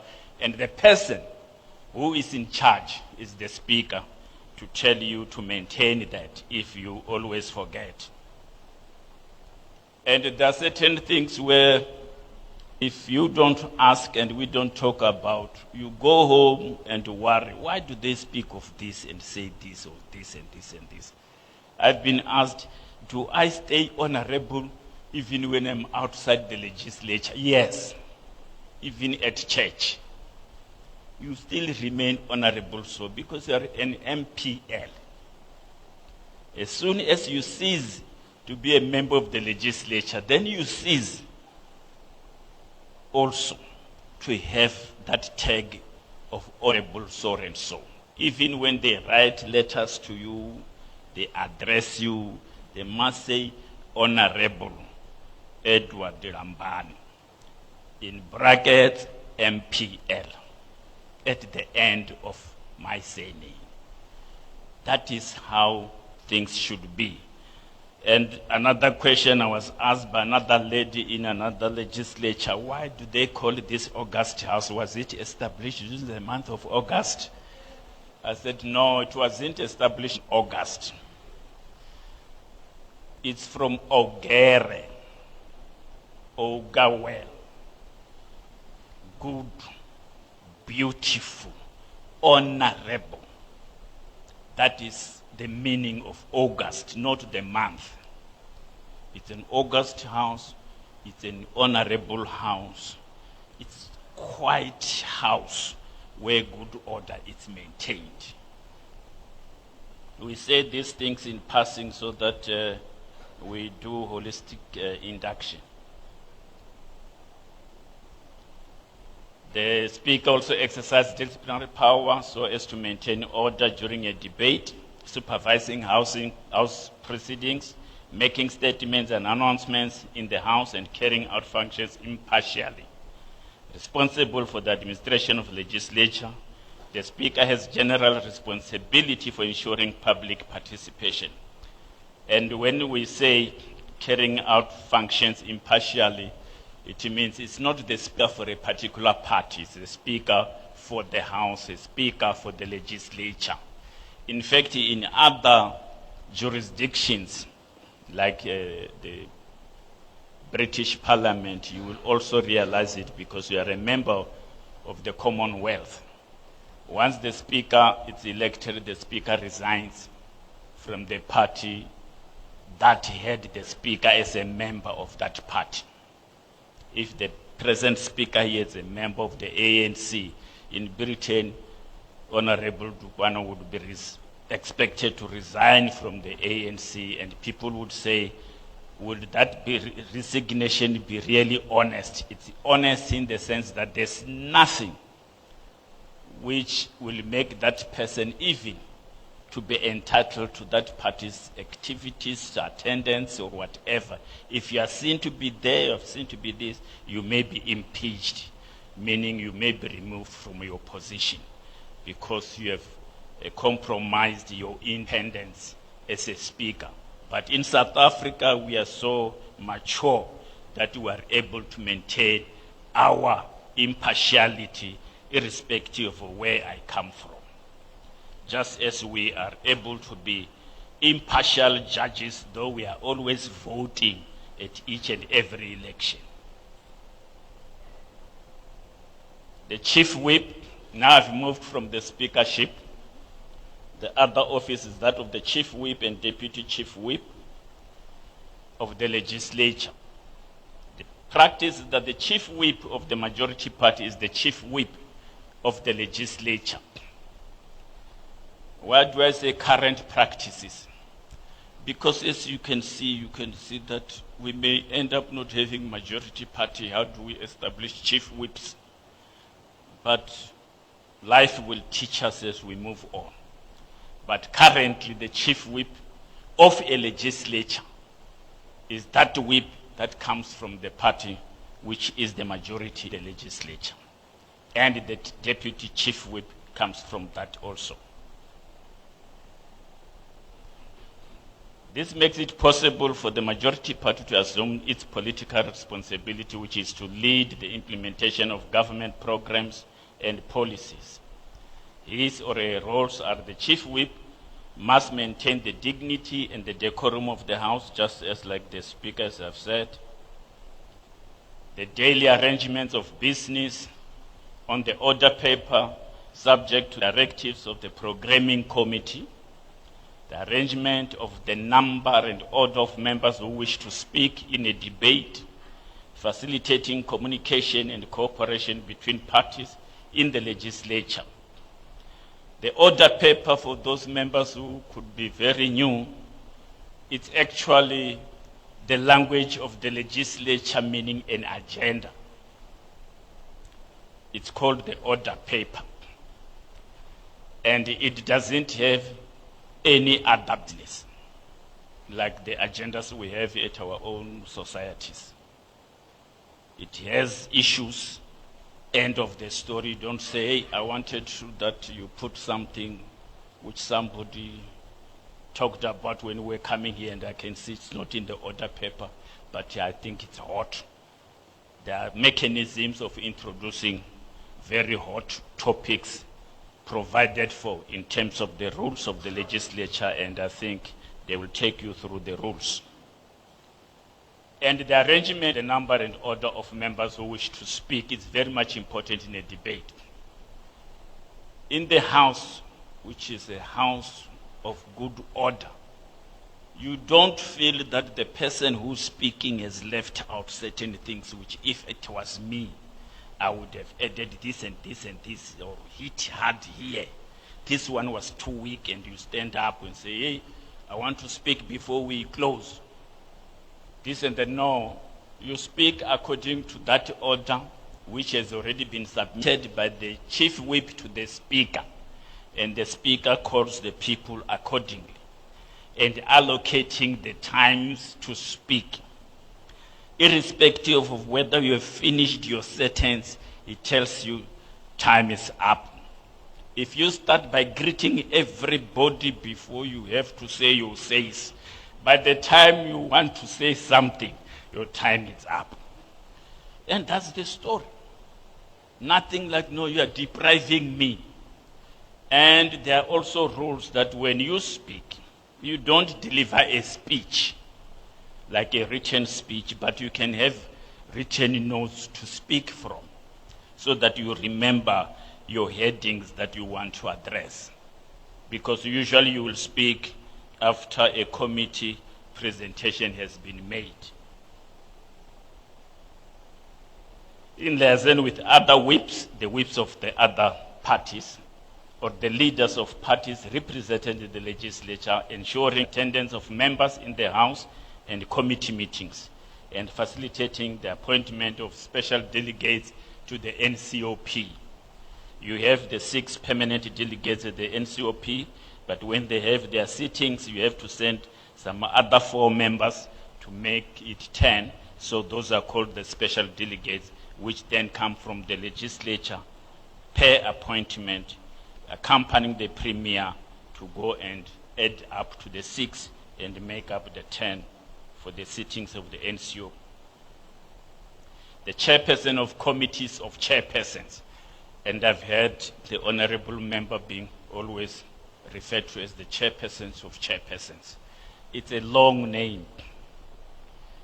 The shortcut thereof usually says chairperson of committees, and people think this will confuse the other chairperson of the different portfolio committees. It doesn't. The others is the chairperson of a committee, singular. The chairperson of committees, plural, referring to the chairperson of chairpersons of committees. So we call that the chairperson of committees because those chairpersons are the committees. So it is easier to say the chairperson of committees, meaning the chairperson of chairpersons. But I know that a number of legislature choose this long name, which gets confusing. What chairperson is that of chairpersons? It's to make it much more clearer. But the easiest is simple say chairperson of committees. These are the responsibilities of that person. The chairperson of committees is appointed by the members of the legislature. His primary functions are to preside at meetings of the Committee of Chairpersons, to approve the budget and expenditure of committees in consultation with the Chief Whip of the majority party, and to preside at the sittings of a House when the Speaker and the Deputy Speaker are not available. This is very much important because sometimes in the past people used to have a particular tendency of believing that if the two are not in, let's appoint an acting chairperson for the sitting, and they usually appointed the chairperson of SCOPA, thinking SCOPA is a bigger part of a committee, whereas it's just one of the standing committees. It's not above other committees. In terms of the rules, in terms of the laws, this is part of the speakership, the chairperson of chairpersons. The committee system. Committees did not play a major role in the previous dispensation. As you are very much aware, though we were not in Parliament, we knew it was happening through reading as we were outside. Since 1994, the committees play a significant role in the legislative process. Committees are an extension of the House and are subordinate to the House. A committee can be defined as a group of members who, on either temporary or permanent basis, act on behalf of the legislature in the process of governance. Committees are constituted by the House in terms of the standing rules and orders for a specific period to perform certain functions which the House has entrusted and to report to it on the matter. That's what I've explained in my introductory remarks. This means that a committee is subject to the authority of the House unless there is a provision to the contrary. It cannot operate independently of the House which appointed it. The committees are used to ease the work of the legislature and for legislation, determine policy and the articulation of community needs, oversight of government, including organs of state, examination and investigation of specific areas of public life, to determine implications of decisions, domestic functions, considerations of petitions. They are standing, this I think I explained at the beginning, the standing committees and the portfolio committees. I won't repeat that one to save time. The rules committees, I think I must explain on these other ones. It's part of the standing committees. The rules committee is one of the most important committees of the legislature or the parliament. The rules committee shall be appointed for the duration of the House with the Speaker as the chairperson. The function of this committee is to consider and draw up the standing rules, the orders and procedures of the House, to determine the functions and powers of committees. All these functions are determined by this rules committee. It's the most important committee in the legislature. Responsible for matters pertaining to the powers and privileges of members. In the case of the legislature, this is the most senior committee, as it is also responsible for the appointment of senior staff, such as the secretary to the legislature. Unless if it is not being done so here, but I picked it up from also your rules here, secretary. The Internal Arrangements Committee. The committee deals with matters concerning the welfare of members, such as the allocation of offices to members, suitable venues for the House and its committees. The committee is responsible for any internal matter that may be laid before it for consideration and final recommendation to the House. The Standing Committee on Public Accounts, that is the scope I was talking about. The standing rules provides for the establishment of the Public Accounts Committee. The Public Accounts Committee serves as a watchdog over spending of public monies by the government. The committee is assisted by the Auditor General, who submits annual reports on the finance of departments. HODs are regularly called to appear before this committee to account on how funds were used. I really wrote HODs reluctantly because that is not my conviction. In terms of the PFMA, the executive authority, individually or collectively, is answerable to the legislature, not to the HODs. The accounting officer, who is the HOD, is responsible, it's accountable to the executive authority. However, when these people are called, usually, I'm not saying it's the order, usually the executive authority will submit an apology or come and do a little bit of introduction and apologize and leave everything to the HOD, which is really not supposed to be the case. I think we're getting used to saying it has always been like this. So there must be a time where the always being like this must come to an end. When they say the executive authority is answerable to the legislature, the executive authority must answer to the legislature. We once visited Australia, and we were investigating the work of their Public Accounts Committee. At that time, South Africa had the philosophy that the chairperson of SCOPA should come from the opposition. And it helps that there's no camaraderie arrangement, no friendship. You just hit hard. When we were there, the parliamentarians there told us, and then how does the opposition get deeper into the departments of their opponents? If you make this person a chairperson, and not the one who knows what is in there, how will he or she know when it belongs to the opposition and does nothing about government, and you guys know each other?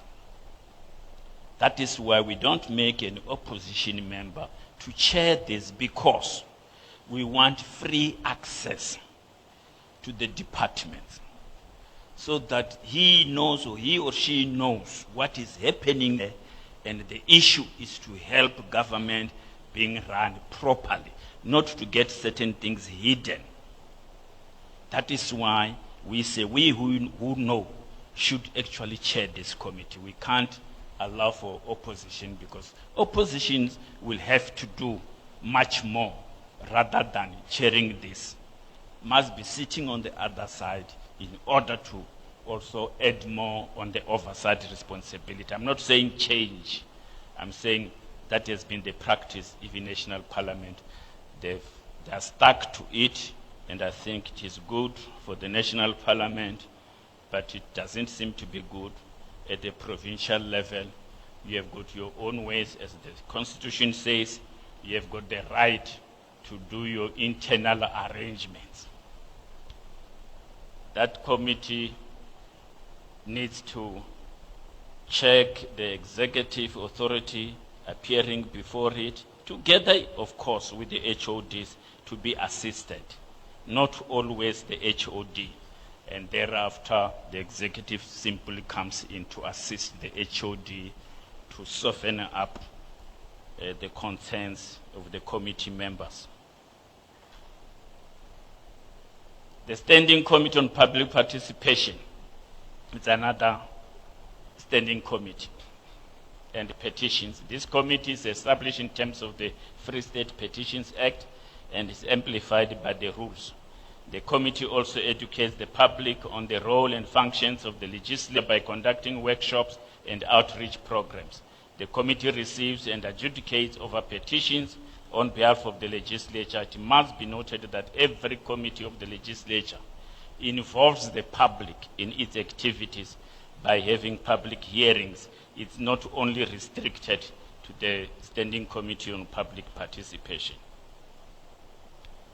The Standing Committee on Quality of Life, Women, Youth, and People with Disability monitors and oversees implementation of transversal programs by executive departments, conducts sectoral parliaments as part of public participation and oversight activities, monitor and oversee Chapter 9 institutions, tasked with the responsibility of safeguarding constitutional rights affecting vulnerable groups.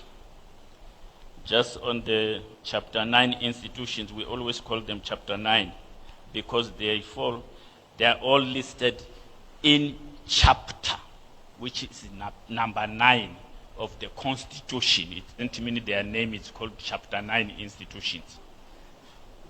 They are the different, I think there are 7 of them, if not 8. The judge even mentioned the AG is a Chapter 9 institution. The Public Protector is a Chapter 9 institution. The IEC, the Electoral Commission, though we have put in this I. In law, there's no I, there's only E. The Electoral Commission of South Africa, in terms of the Constitution, it's a Chapter 9 institution.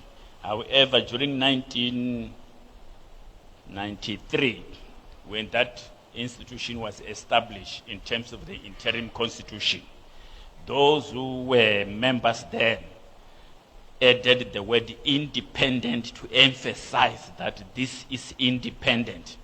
All those Chapter 9 institutions are independent. So the I, it's not actually supposed to be part of the name of the Electoral Commission of South Africa. But now, because of common use, we always say the IEC, and we nearly fell into problems because there was some other international international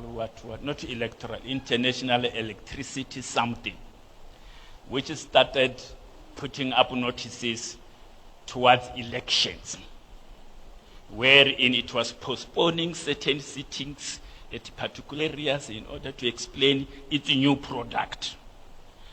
And that was being used by those people who were attacking other people to do campaigning, to create the impression that the IEC has postponed that kind of a rally which you are going to have at a particular stadium.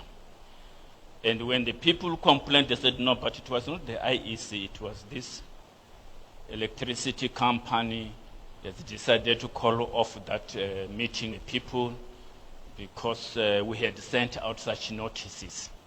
And the IEC realized they never even registered the rights to the use of that name, IEC. And this company quickly registered that. So it gave them some serious problem. But now I think it still persists. When it comes to elections, check the newspapers, you'll always see IEC postpones this and this and that, as if it is the Electoral Commission postponing certain registrations. It serves as advocacy for interests of special and vulnerable groups in the provinces, ensure provincial budget allocations, address gender disparities, monitor and oversee implementation of gender mainstreaming programs in the province. The disciplinary committee. The rules provide for the establishment of a disciplinary committee to investigate and advise the Speaker upon infringements by members which do not involve the powers and privilege or proceedings of the House of Committee or committees. If a member is found to have transgressed or contravened certain rules or privileges, disciplinary action may be taken against the member on the recommendation of this committee. The Ethics Committee.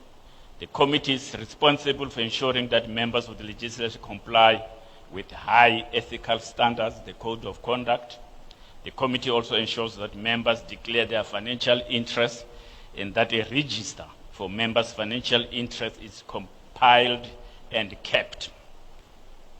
This nearly put another premier into serious problems in another province. But I know you will guess it's the province where I was. We kept this register at the legislature. And in terms of that Privileges Act, members' privileges and all, the DG of the province also keeps the same register for members of the Executive Council. The people who were working in the Premier's office were not aware that these registers are actually the same. They thought they were keeping for the members of the Executive Council, and the legislature part, it's only for those members who are remaining in the legislature. Whereas it is the same register both ways. So some hawks started investigating certain things. They came to the legislature, they made questions, they showed the right documents to have access to the register, they made copies. Then they went to interview people in the Premier's office regarding certain disclosures. And there they decided, in order to avoid problems or answering too much, let's ban these files. They banned files. Now they phoned the speaker here, speaker meaning myself. Hey, we were visited by this, and then we have destroyed the files. Do you have anything there with you concerning this good member of ours? Because these guys are after something. He forgot this and that. I said, you did what? Banned. Yeah, we were thinking you can also ban. I said, my God, what a stupid thing did. They were asking you to confirm what they already have. They were not investigating. You should have said, yes, we don't know where the documents are, but we remember keeping that. Because they have got copies of what they were asking you. Oh, they were so shocked. The guy resigned from the office of the speaker. I felt pity for him. Said, but why don't you just apologize rather than lose your job? Before you are being chased, you started running.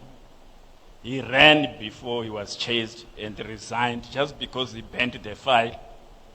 And we had to resuscitate that file by giving them the same copies we had in the legislature. So please, here they are.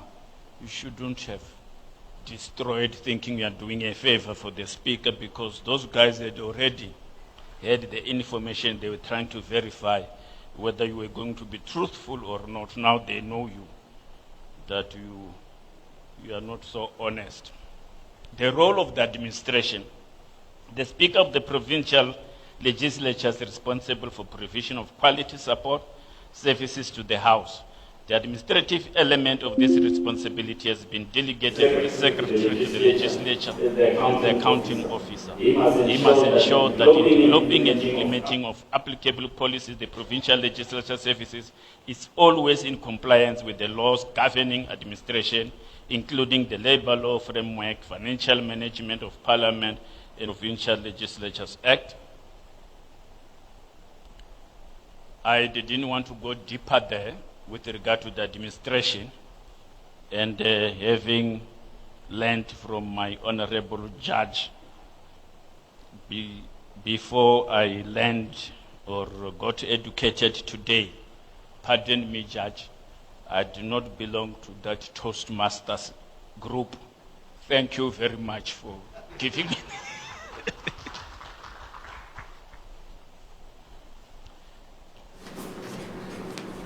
Thank you very much, Advocate Bani, for the presentations. Are there any questions? Okay, we have one. And thereafter, I will outline where we have to go. Where's the Roby mic? Can you please give to Datem Fokeng?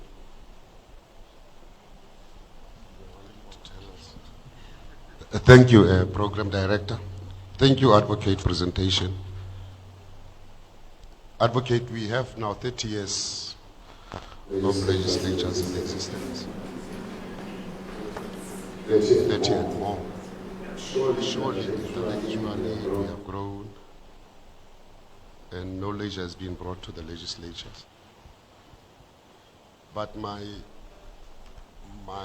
observation is that we have only 3 core functions legislation making is outside is public participation for the last 30 years.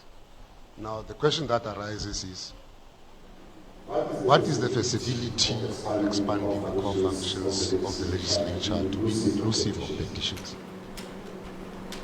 In terms of Section 116, where we are able to make internal arrangements. Why I am saying it should be expanded to be inclusive of petitions is because petitions have become an important tool. It leverages the oversight processes. So my question, the anticipated question is it possible to include petitions as a core function? And also why is because petitions, they are submitted. I think the question of trust between the individual and groups who are submitting the petition and the legislature. Currently, petitions are not being regarded as a tool to utilize the legislature to strengthen the overall oversight processes of the legislature. I think. Thank you.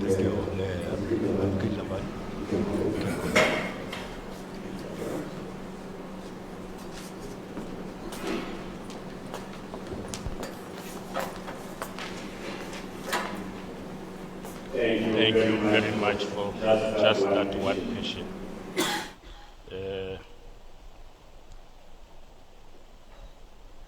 I think we can list a lot of activities as the real mandate of the legislative sector.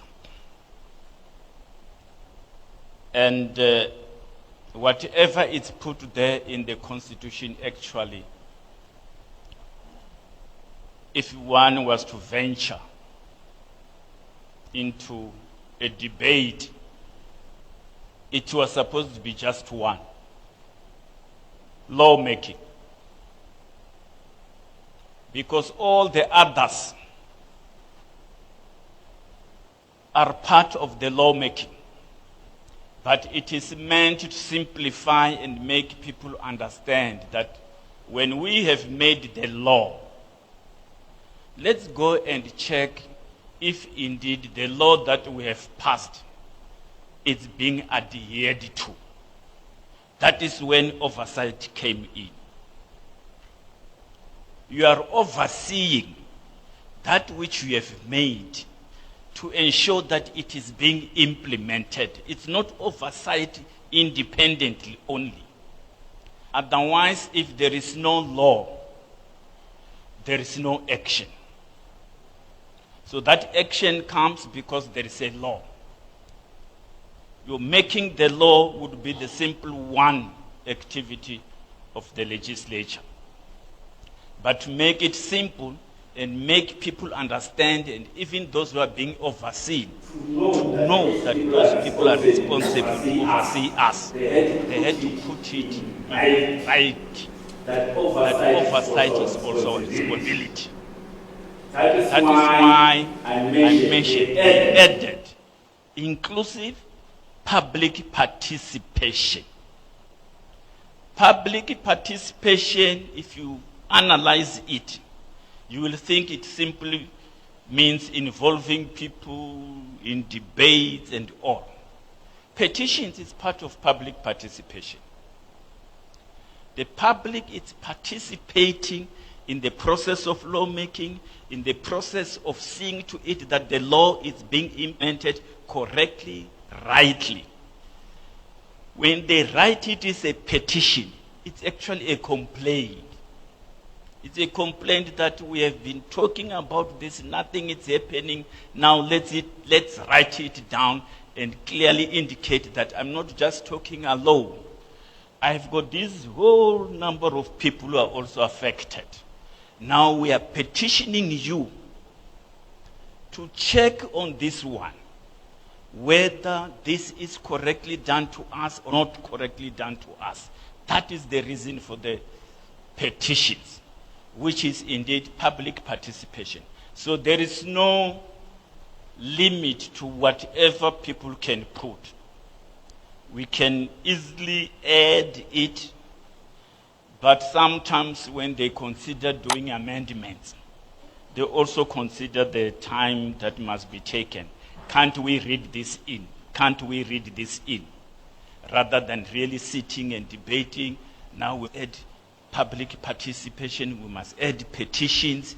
It's another fourth function of the legislature. Whereas it is in there.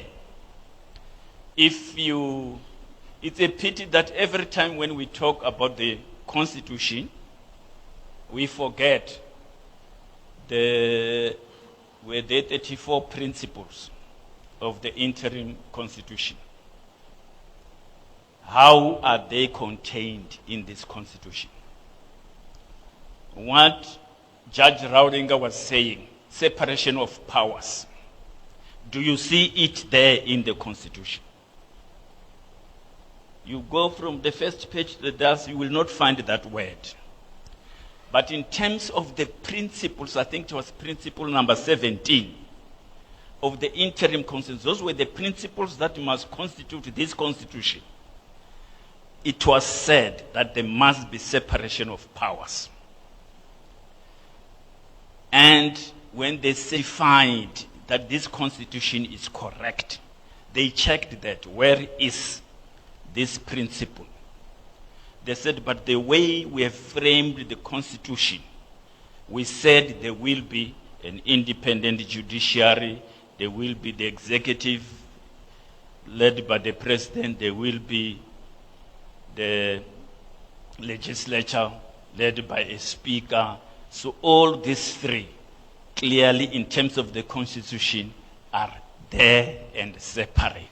We don't have to put the sentence, separation of powers, because by the way it is framed, it's already there. So the same way you would frame or you would read or interpret the Constitution, you'll find that petitions is part and parcel of the functions of the legislature. By the way, when this Petitions Act was passed in the different legislatures, I was also in the legislature. The first legislature was in Mpumalanga. When they took the act, and I think it was their only first act to be passed by a legislature there, when they took it to the Premier for signing, the Premier didn't want to sign, questioning the authority of the legislature to pass such an act, believing that it should have come from national or whatever. Is it within their authority to pass this law? It was argued there, and it was found to be very much legit that law was correctly passed, and it is important because they are very clarifying the processes that must be taking place, actually exercising their responsibilities of oversight through the petitions. And it is much easier when you have an act, because then the act will provide for the process to be followed, for certain people to come up with petitions and clear up the matter, rather than all of us coming en masse and invading the whole legislature, each one of us having the same piece of paper but complaining of the same issue. Why not submit it in an organized manner to the Petitions Act? So that was found to be very correct and is part of the work of the legislature. So there's nothing wrong in expanding, but we'll be expanding what is already there. Thank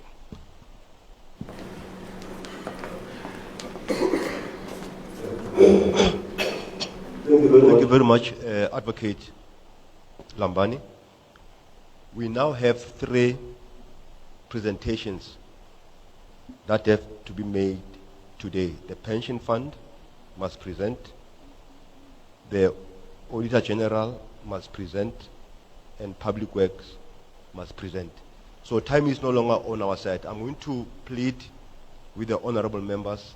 It's now 25 to 2 that we break for lunch. Lunch is ready because the pension fund presenters are from Cape Town. They have to catch a flight back this afternoon. I'm going to plead with honorable members and ladies and gentlemen that we break for lunch and come back at exactly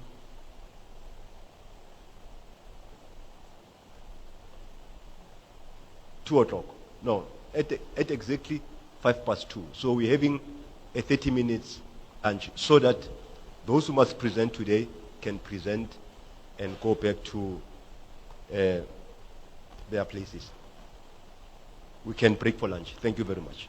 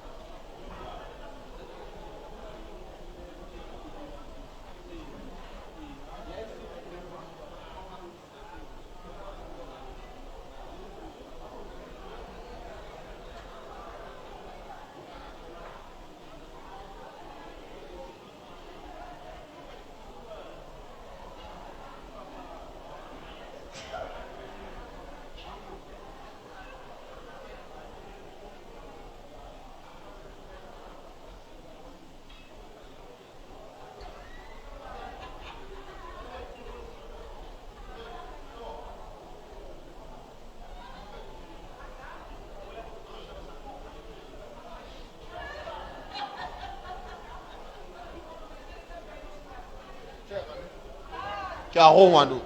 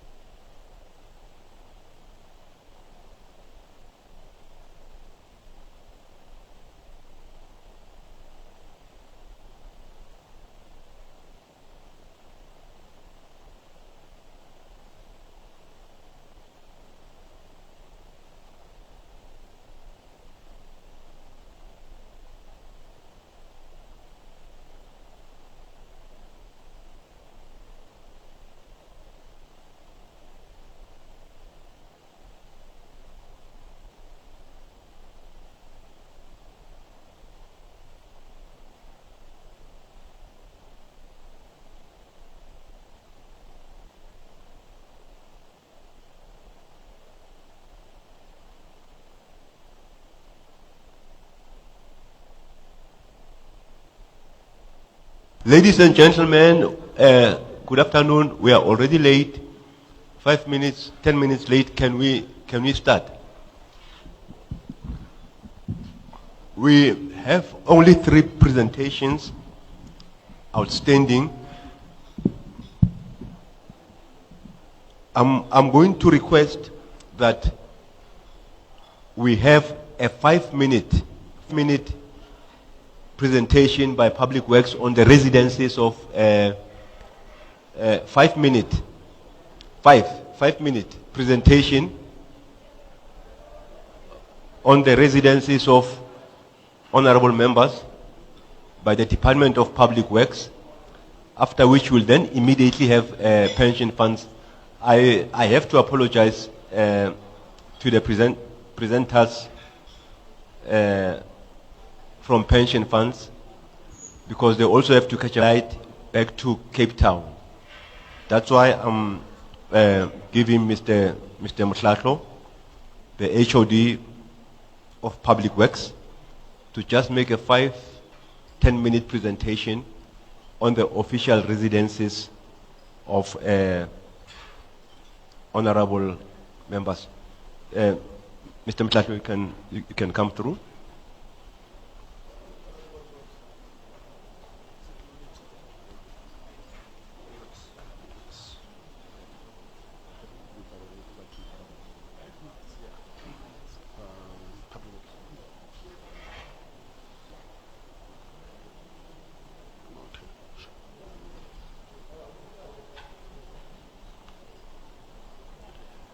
Thank you, Program Director, and good afternoon to honorable members.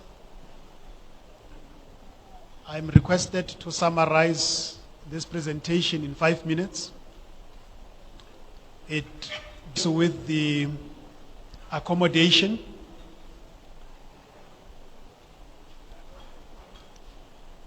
in terms of the provision of accommodation. There are 2 guiding documents.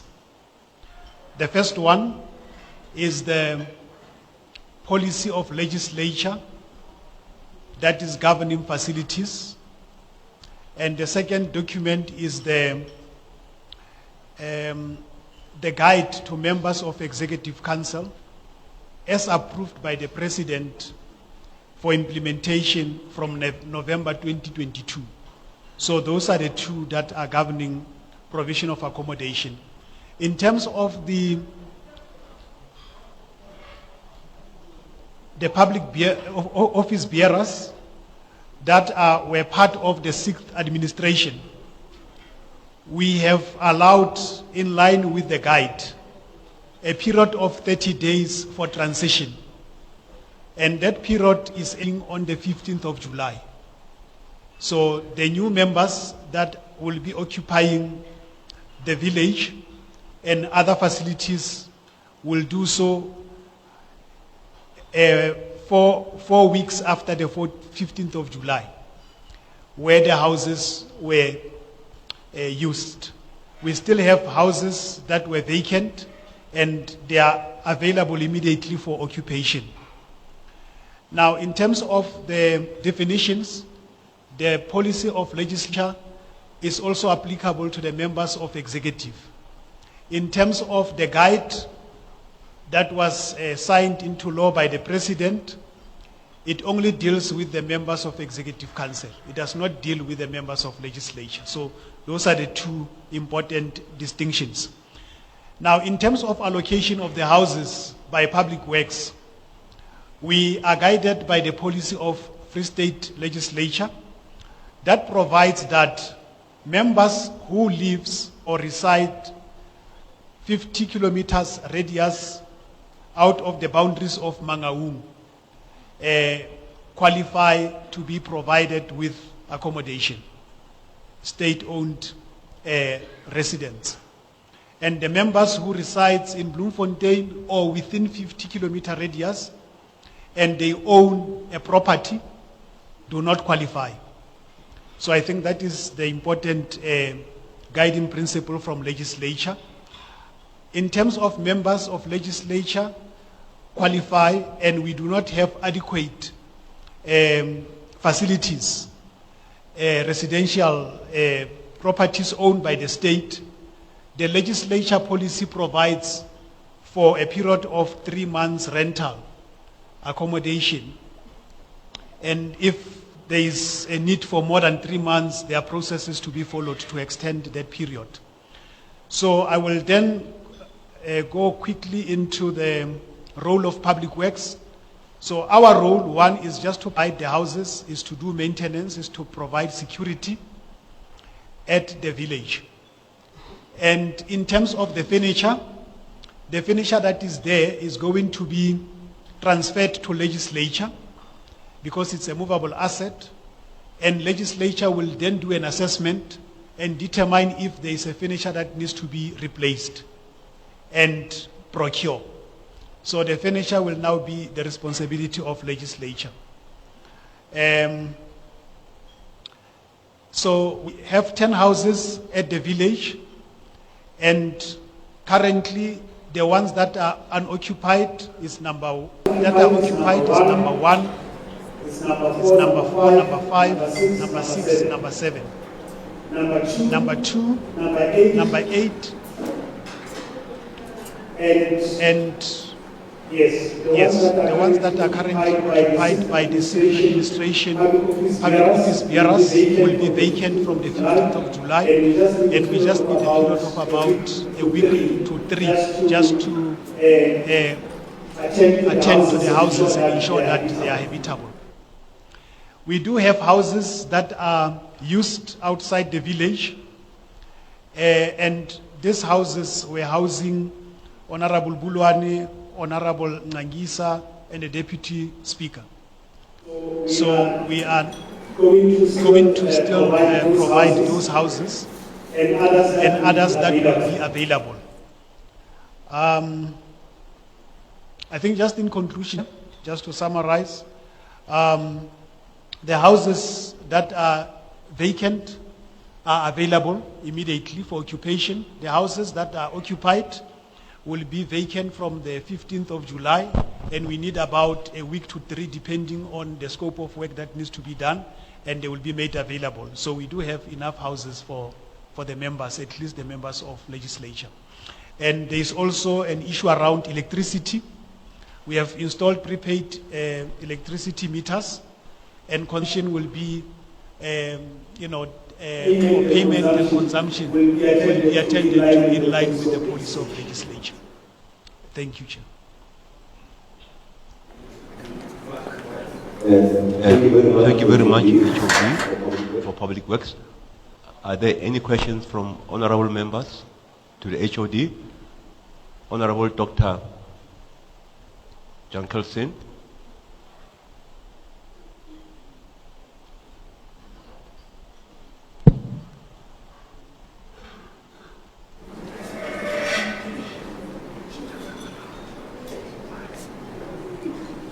Thank you, HOD, for the presentation. I've been living in the village since 2006, probably the longest resident. And I've seen cameras put up, not connected to anything. We've seen gates installed. Then we've seen new motors installed in the gates. We've seen alarm systems put in, alarm systems replaced. The current ones aren't functional because if you press the panic button, it doesn't go anywhere. Now we've seen another 3 million spent on cameras. We've seen new booms put in. Previously we had a fingerprint system. Now there's new booms put in with no system. We rely on the security there to open and close the main gate. So there's a lot of money being spent on that village that could have been used for upkeep of the houses where the paint is coming off and all sorts of other things. And it seems that the purpose for it is not actually to benefit the members or to improve their safety. The purpose is so that someone can get the contract to put in the alarm system or to put in the new gate system. So I just want the department to take note of that. We're not benefiting from all that money spent there. Someone else is. Thank you. HOD, you want to comment? there's another question from the honorable members. Yes, sir. Thank you very much, Chairperson. Chairperson, I'm Honorable Chabalala, who stay in house number 5, the village. Yes, we've got a very serious problem there, Chairperson. There's a very serious crisis of electricity. Centlec have installed the smart meter box. We buy electricity, but as I'm speaking to you, we don't have electricity since 3:30 a.m. today until now. Myself and Honorable Msimanga, who stay in house number 4, re hlapile ka metsi a batang hoseng ha re tsoa because of electricity ya Centlec empa re reka motlakase. So amazingly, Honorable Nanyani is my neighbor, but she's got electricity. Ke na le ngwana a setse ntlong mo until now ngwana ka ha kgone ho ja ke Centlec. So re phone several times. They keep on saying we are coming until now. So that's a very, very, very serious situation that we are in. Thank you very much. Thank you, honorable member. Honorable.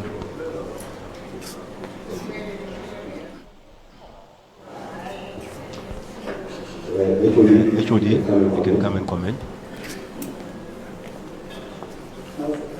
Thank you, honorable MPLs.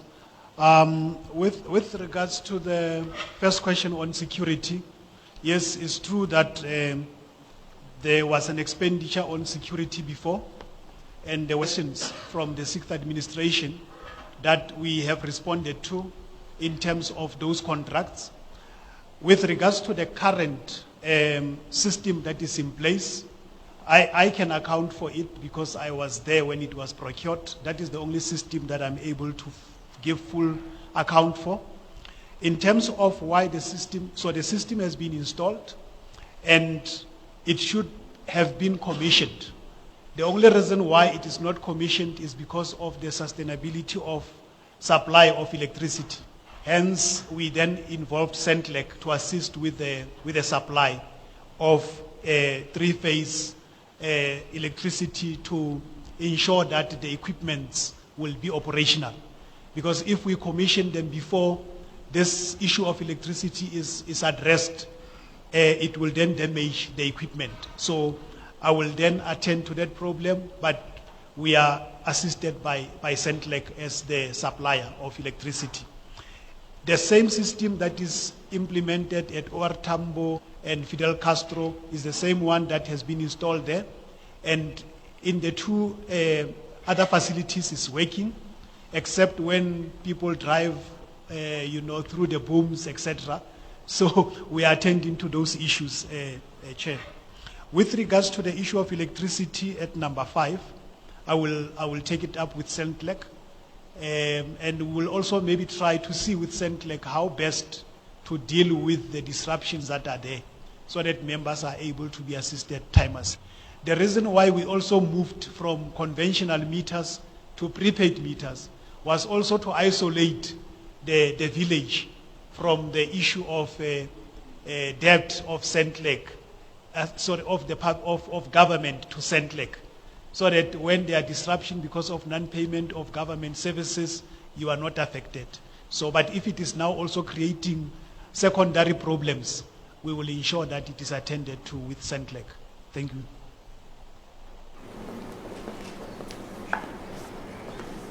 Thank you very much, HOD.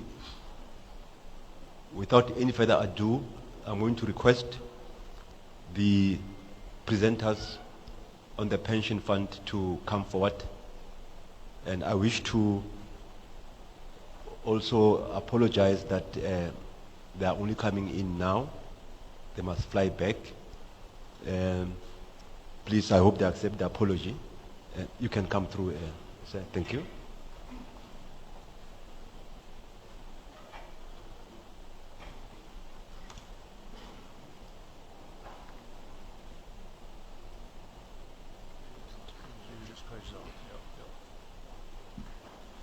Yes, good afternoon, honourable members and others present this afternoon. My name is Eric Potgieter. I'm the consultant to the trustee board of the pension fund. I'm standing in for my colleague Katerina, who usually does these workshops, but she's got a double booking today, so she's not able to be with us. So this is a presentation about the Political Office Bearers Pension Fund, which is the fund for members of the provincial legislatures and for members of Parliament.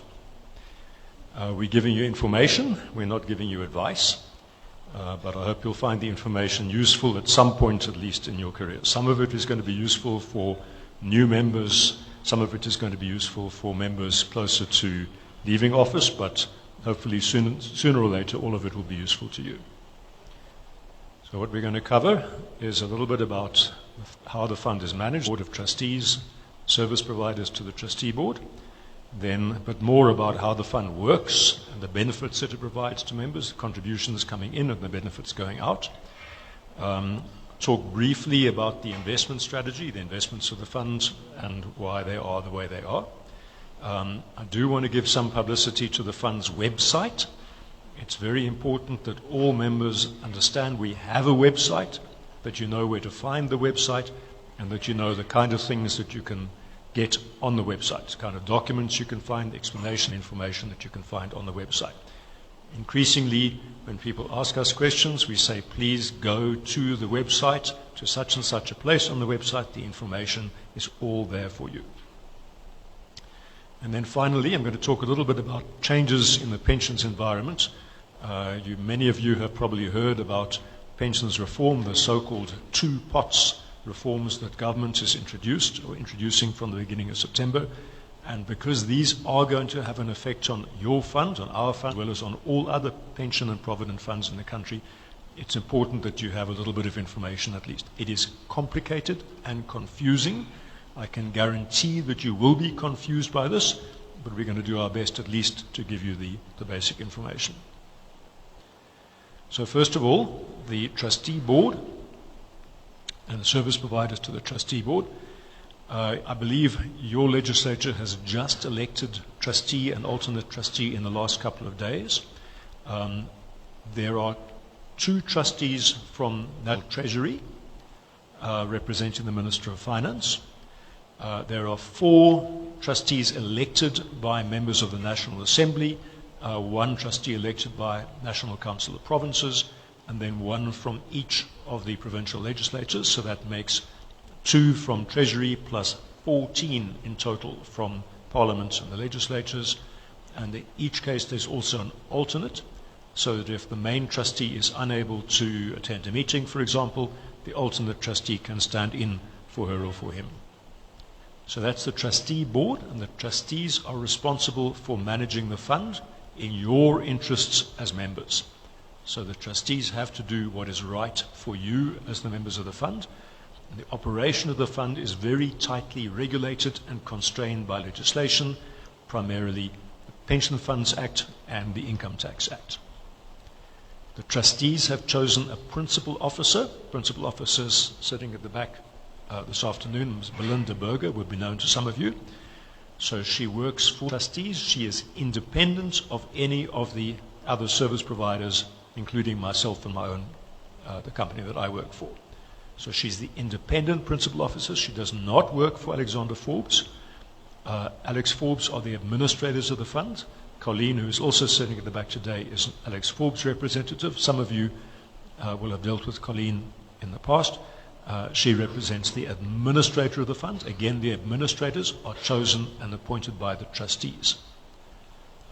Website, www.pobpf.co.za, and we've got contact details for Alex Forbes, contact details for Belinda as a principal officer available on the website, plus a lot of other information.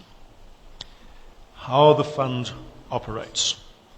So basically, You need to think of the fund as a savings arrangement. It is a tax-sheltered savings arrangement, tax-privileged savings arrangement, and it's really not much more complicated than that. So every month, contributions come into the fund. I'll talk about the contributions in a moment, but contributions are part of your remuneration package. So monthly, the fund receives contributions from your remuneration package on your behalf. Most of those contributions are invested in your account in the fund. In the terminology that we use, your account is your fund credit. The money is invested. The money grows with the investment performance that we can achieve from our investment managers, whether that is good or bad or indifferent. If you choose to bring a transfer value in from a previous fund, so maybe you were working in the private sector before you took up political office, you've got money in your pension fund or your provident fund there, or you were a councillor and you had money in the councillor's fund, you have the right to bring that money from your previous fund into our fund, and some people do that. So then that money gets added to your account, added to your fund credit, and that also grows with the investment growth. As I said, it's really a tax-privileged savings arrangement. When you leave office, money is going to come out of the account in the form of benefits provided to you. I want to flag here that the way the fund works is going to change from the 1st of September in line with the two pots pensions reforms. We'll talk more about that later on, but just keep that in mind as we go through that. So, contributions that come to the fund every month. Contributions are part of your remuneration package. So there's nothing that's coming from government outside, over and above your remuneration package. So you have a gazetted package figure. The pensionable salary is 60% of your package. So as an example, if your package is 100,000 Rand a month, pensionable salary is 60% of that. That's 60,000 Rand a month. Contributions are based on the contributions, and some of the benefits are based on the pensionable salary. So the total contribution that comes to the pension fund every month is 30% of your pensionable salary. So if your package is 100,000, your pensionable salary is 60,000 Rand a month. 30% of 60,000 is 18,000 a month. That's 18,000, which is part of your package. So that is split. 7.5% is called the member contribution. 22.5% is called the employer contribution. It's not very important to distinguish between the member contribution and the employer contribution. You can just think about it in total as 30%. And again, 30% of the pensionable salary, which is 60% of package. The 22.5% is split, so that 17% goes to retirement savings, 4.8% is earmarked to cover insurance premiums for some of the insured benefits that are provided for members, and then 0.7% for the costs of operating the fund. So what goes to retirement savings every month is the 7.5% that we call the member contribution, plus 17% out of the employer contribution.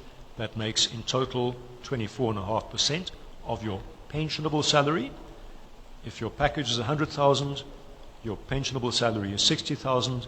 The money that goes to savings every month in that example is just a whisker under 15,000 Rand a month, 24.5% of your monthly pensionable salary.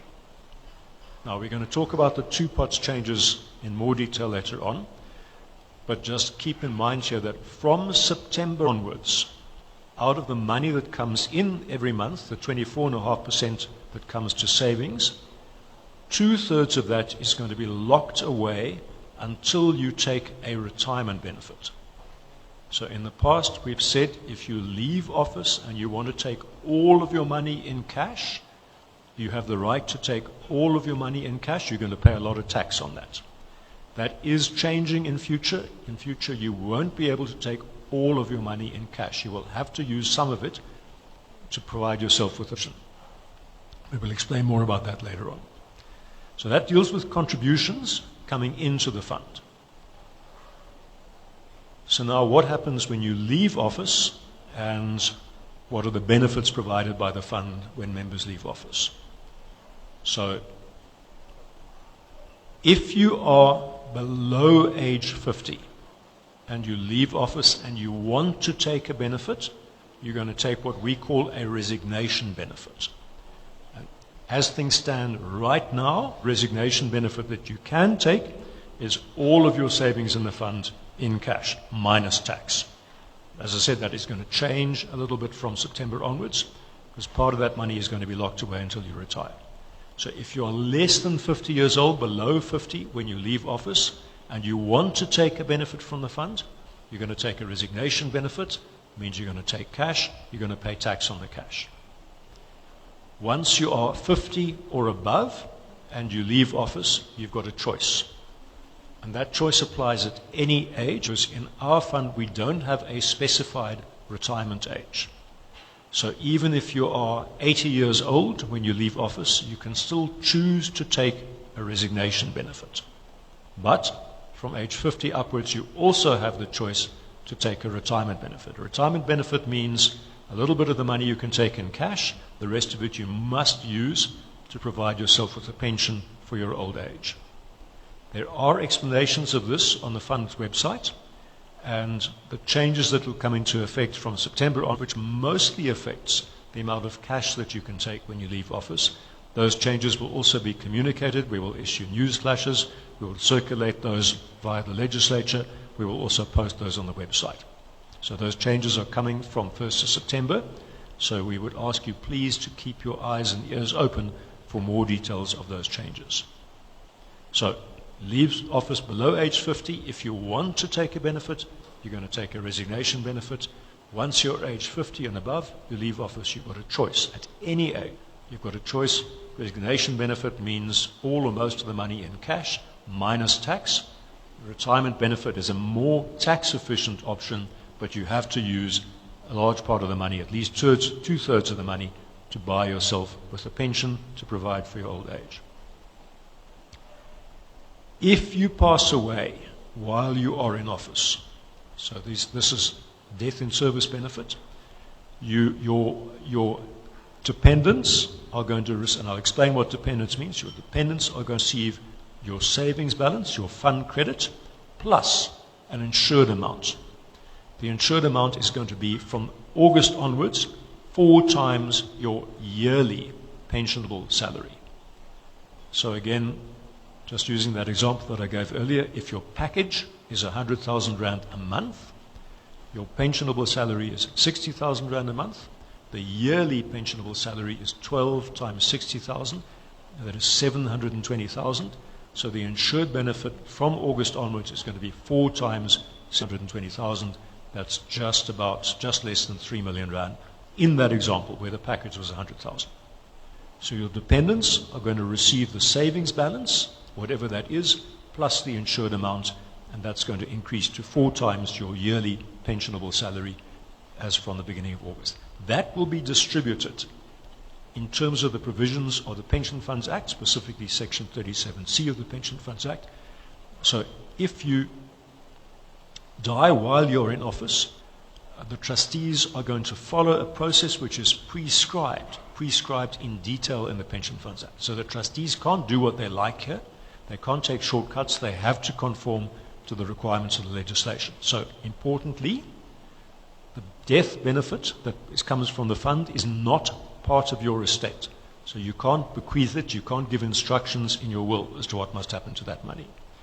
The trustees by law will have to do an investigation to figure out who your legal dependents are and whether you've got any so-called factual dependents as well. So your legal dependents would be your spouse, your wife or your husband, and your children. And that will include children outside the marriage as well as children inside the marriage. It's very important to understand that.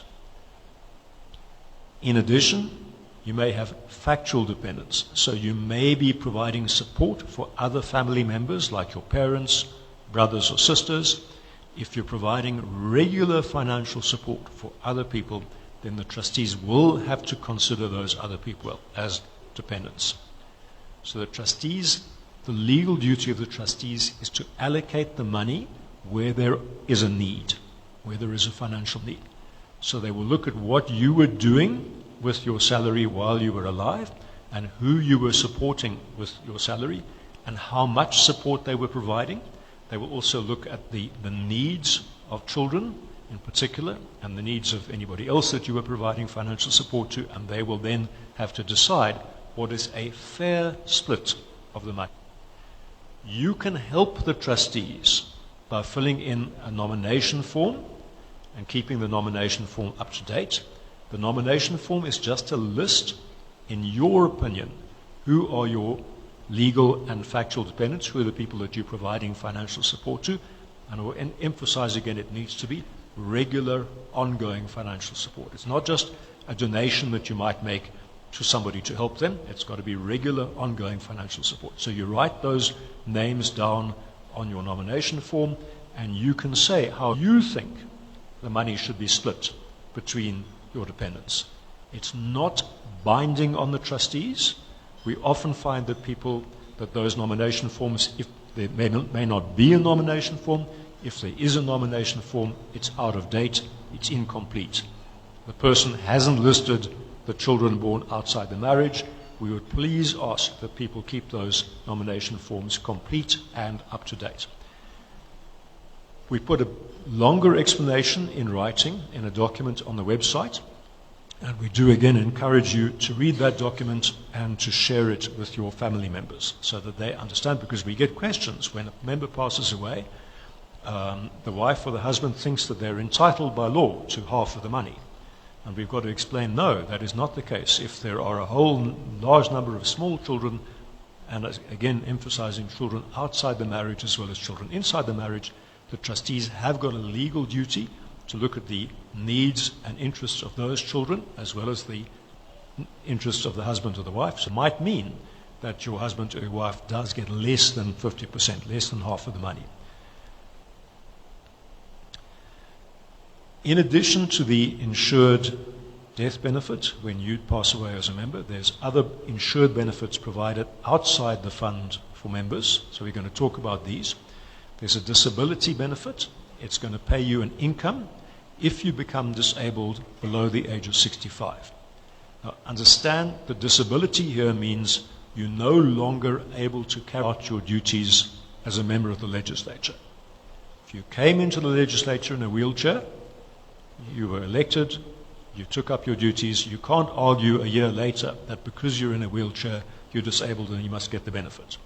The insurance company is going to say no, but the fact that you're in a wheelchair does not mean that you can't act or you can't serve as a member of the legislature.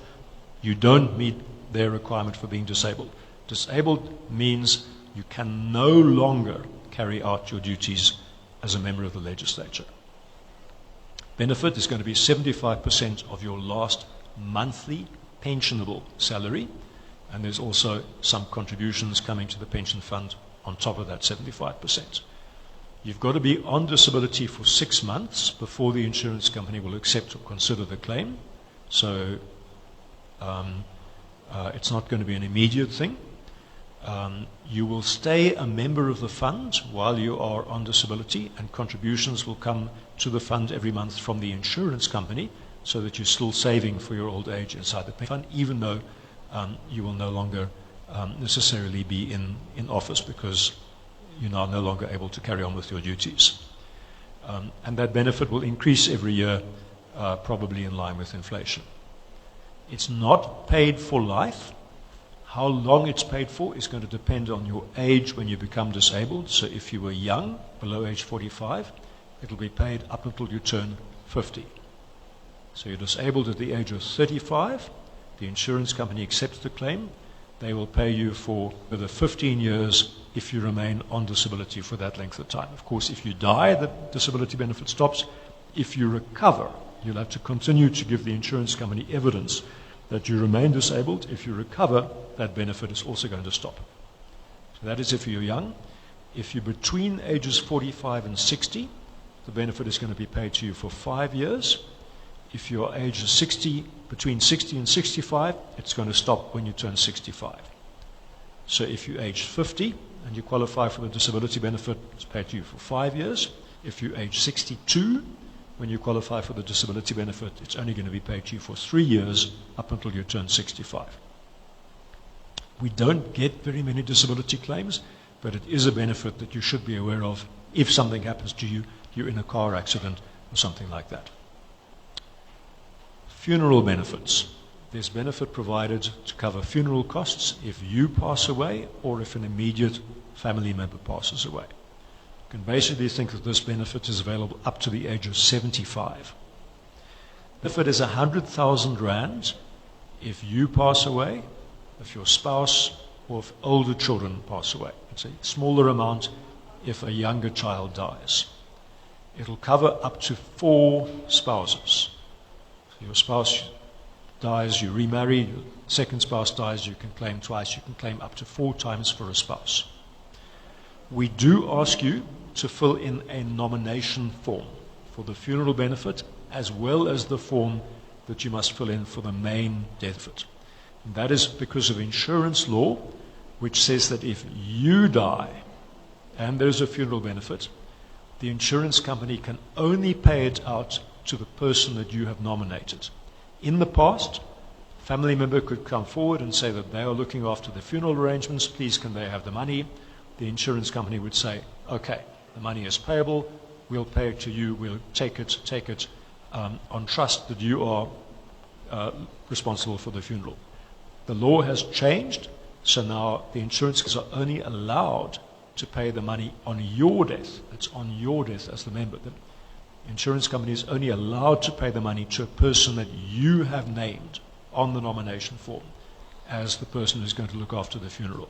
If you don't fill in the form, you don't nominate somebody, the 100,000 rand is going to go to your estate.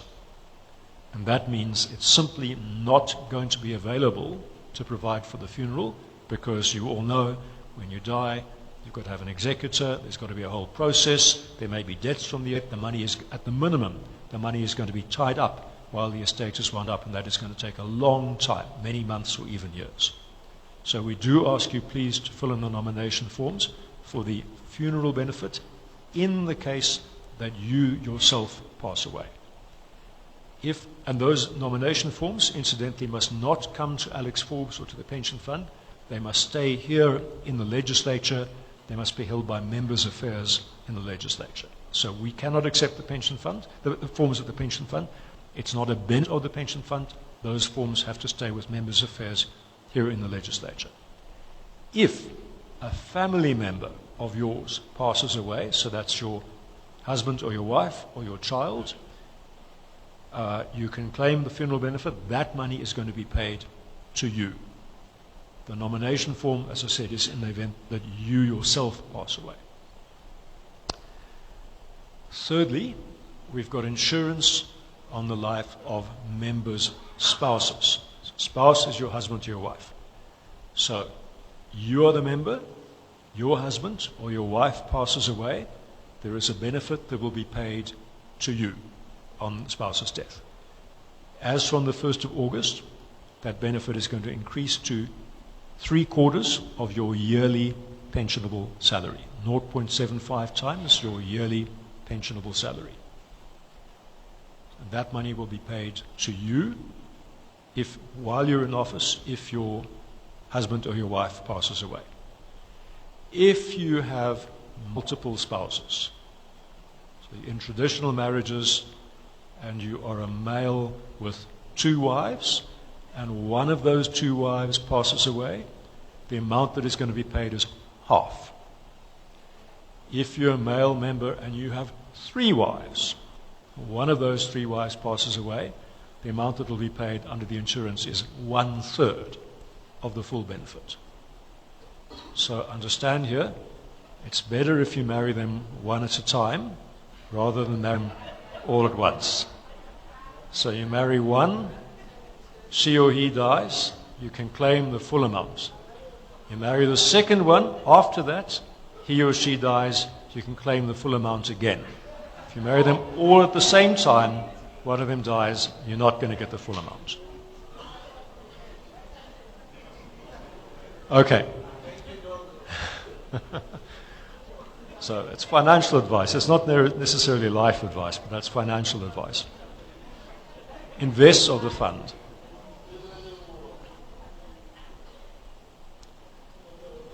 So we'll talk a little bit about the investments. So as I said, it's a savings arrangement, but the money doesn't go into a bank account, the contributions that we invest for you.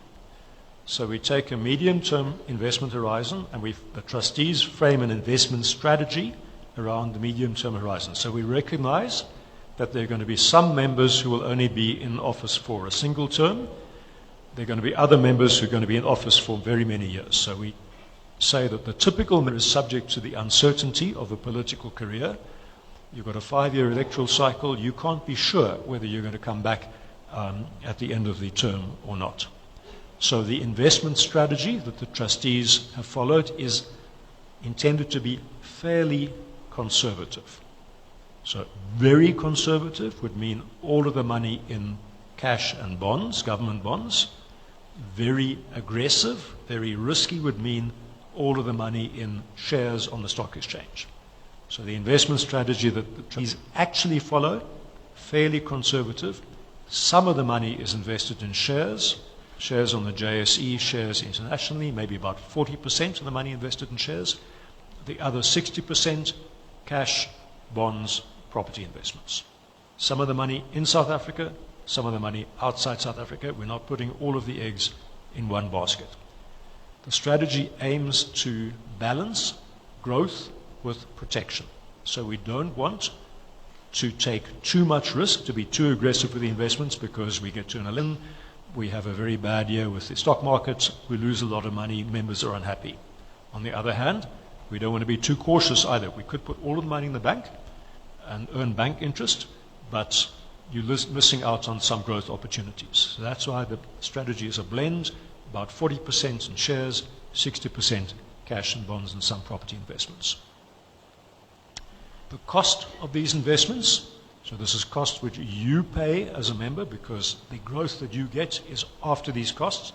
The cost is about 0.7% per year in all investment fees and charges, and maybe some performance fees on some of the investments. So it's quite cost. If you go and invest in unit trusts, I can guarantee you, on a like-for-like basis, you're going to pay at least twice as much in costs and fees in your unit trust investments. So as well as being a tax-efficient savings vehicle, it's also quite a cost-efficient savings vehicle for members. Investment performance we show year by year for the financial years since the beginning of the fund. And the important point on these two slides is that there are some numbers in red, and the red numbers are years where the investments went backwards. So where the investment growth was not a plus percentage, but it was a minus percentage. So the year to 2003, the growth was negative. There was an investment loss in that year. The year to 2009, the growth was slightly negative. There was an investment loss. And then more recently, in the year up to March 2020, which is just on the eve of the COVID epidemic, there was a 6% loss for that year. So there are going to be some times, if you look at it month by month, you're going to see we have good months and we have less good months. We have some bad months. And there are going to be some years that are bad years. But those are going to be balanced, and more than balanced in our experience, by the good years. So for example, to March 2020, that year, over the year overall, investments lost 6%. The following year, to March 2021, the investment growth was plus 23%.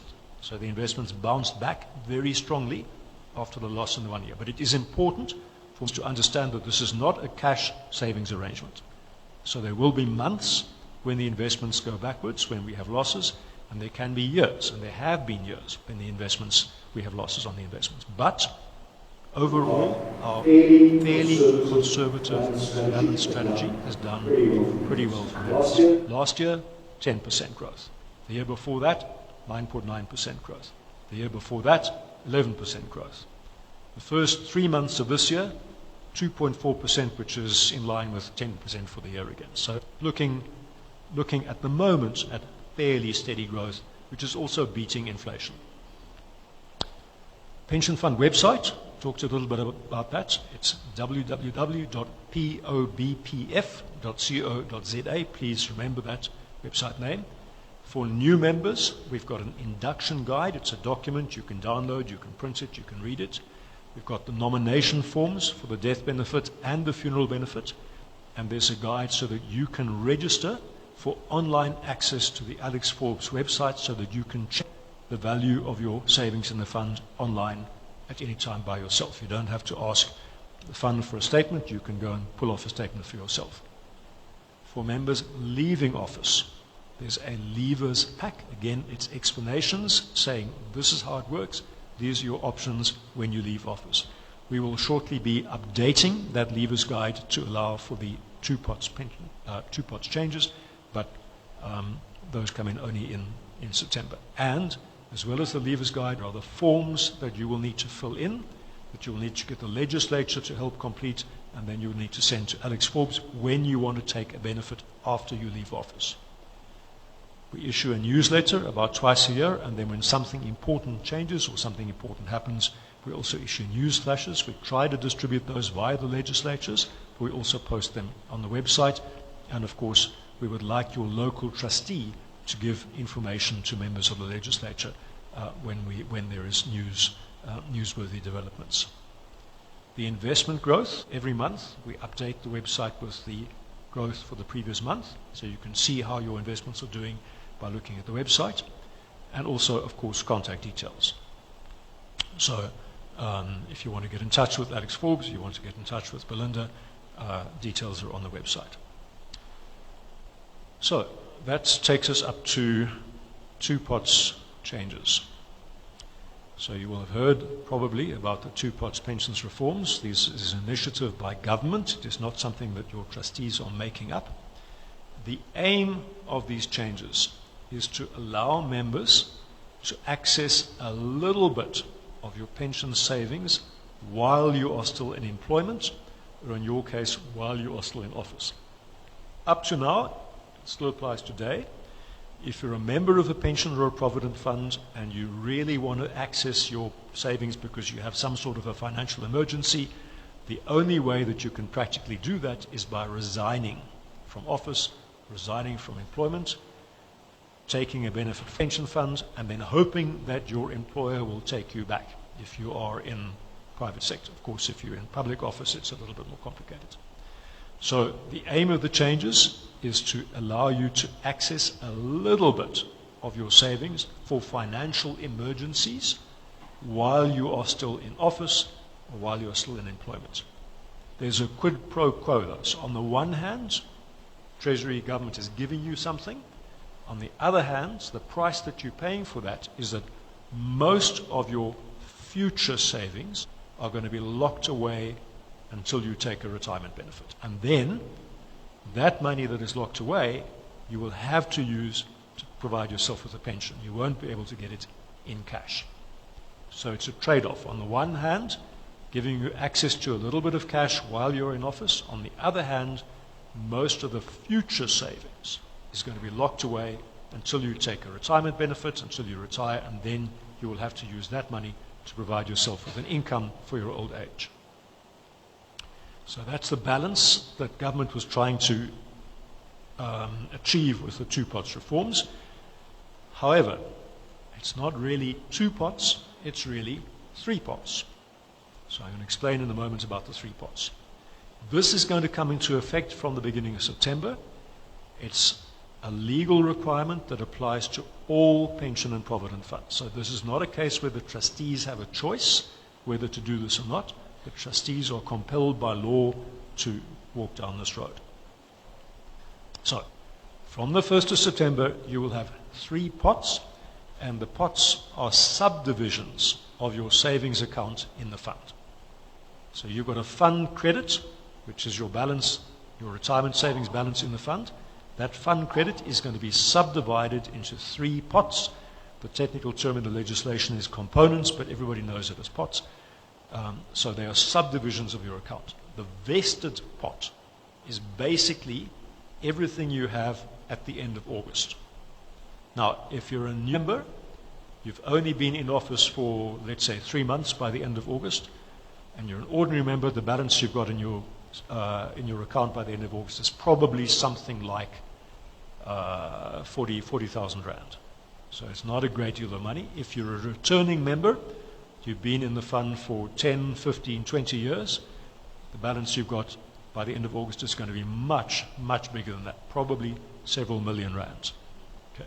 So that is your vested pot, your savings balance at the end of August. A little bit of money going to come out of that savings pot as seed money for the second one, which is the savings pot. So going forward, from September onwards, 1/3 of the savings contributions, remember I said savings contributions, 24.5% of your monthly pensionable salary.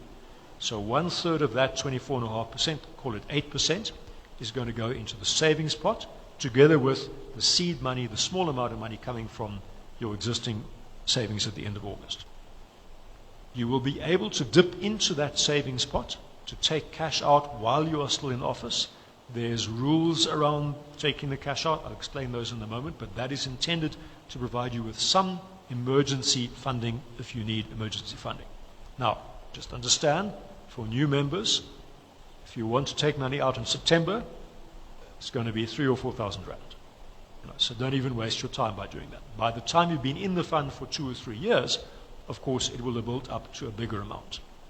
But don't get excited for new members about how much cash you can take in September. It's going to be tiny. If you're a 20-year member and you want to take cash in September, it's going to be 30,000 rand. And that 30,000 rand is going to be taxed. I'll come to that in a moment. So that is the second pot, the savings pot.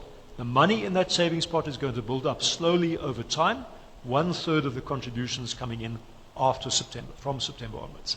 The third pot, the retirement pot, is 2/3 of the contributions coming in from September onwards. And that money that is going to be locked away until you take retirement.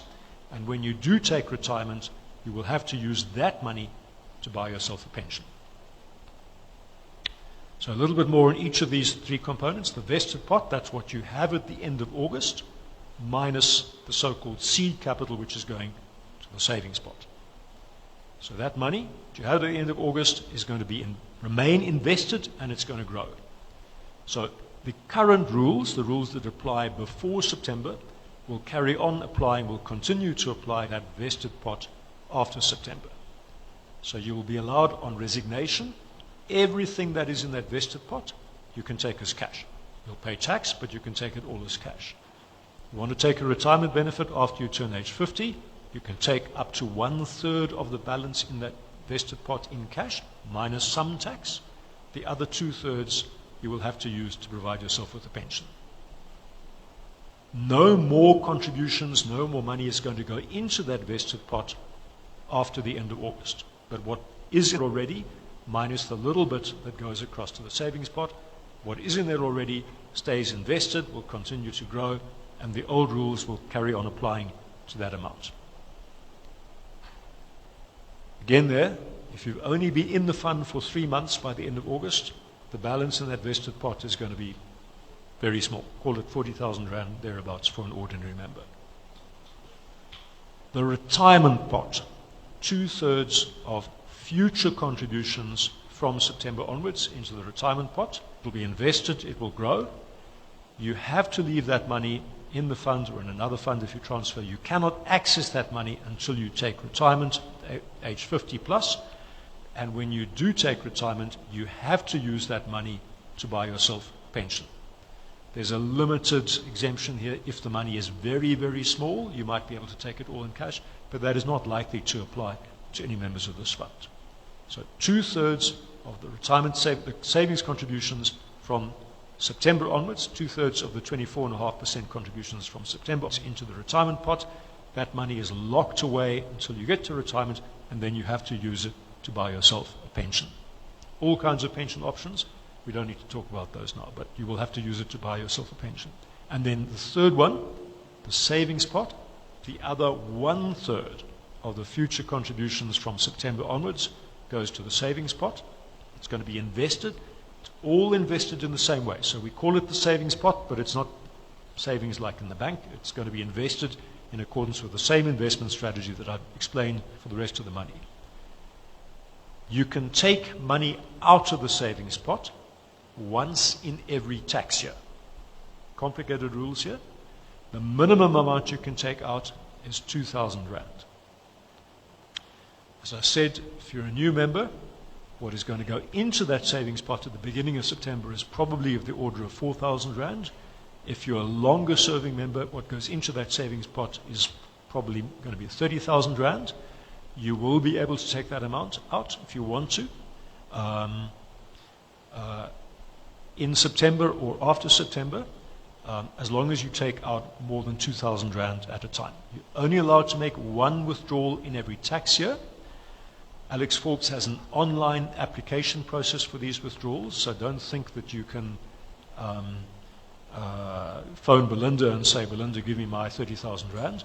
Also understand here that what you withdraw from your savings pot is going to be taxed, and there's going to be a processing fee for processing the withdrawal.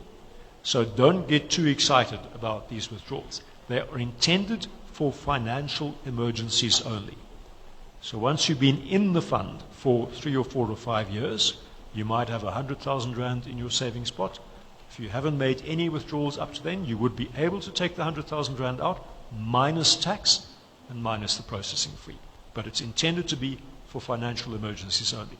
There's no test of that, so we can't stop you just coming to Alex Forbes and saying, I want to make a withdrawal. But keep in mind that the principle is it should be for financial emergencies only. Whatever you take out as these savings withdrawals means less money for your old age. So just keep that in mind. So in summary, 3 pots. What you have at the end of August is a so-called vested pot. That's your savings balance at the end of August, minus a little bit of money which goes into the second one, which is the savings pot. The savings pot is the one that is going to build up from 1/3 of the future contributions, and you can draw money out from that once in every tax year. Third pot, the retirement pot, 2/3 of the future contributions from September onwards, and that is the money that is locked away until you take a retirement benefit. I'm sure you're confused by that. I think everybody who works in pensions is confused by this. It's not simple stuff. We'll have to all figure out in practice how to make it work in practical terms for the benefit of members, but that is how things stand in the law at the moment. So that is the end of the presentation. Thank you very much for your patience. We have time for questions? Yeah. Okay.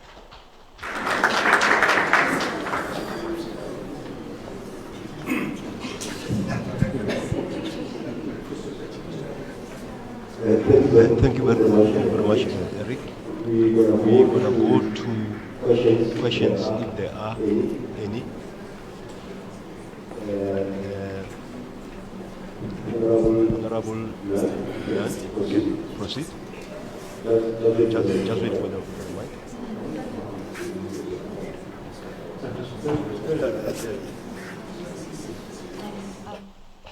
Good afternoon, and thank you for the presentation. Just a few questions. I'm sorry if I missed it. I just want to find out, may you pay in additional funds into the pension? Then the second question is, if you leave office, may you stay a member of the pension fund? In other words, if you then go to another position, continue to contribute. And then also in case of when you leave office, if you do then do not take your benefit, up until when does the death benefit pay out? Thank you. Any other questions? Yes. Honorable MEC Uba. Thank you. Mr. Mapaya. Dr. Potgieter, it might seem trivial, but having served in the death claims and witnessed how Section 37C is applied when dealing with the death claims, can you tell the members about the fact that anybody that can prove that was dependent on you whether that person, whether you are married and then you've got, I'll put it like that because I've witnessed it.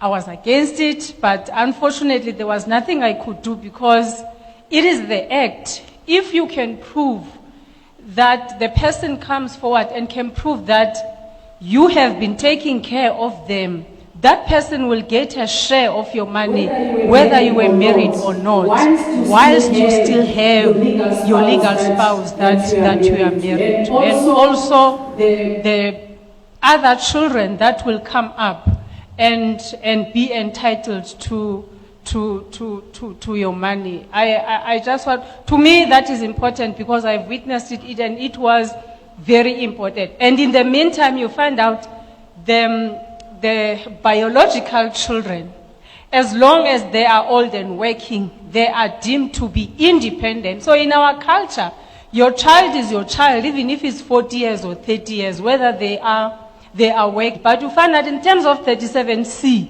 a stranger that you've just met, maybe you are paying rent for that stranger in a flat because you have that relationship, or you've bought a car, that person can come forward and be entitled to that death benefit. Thank you.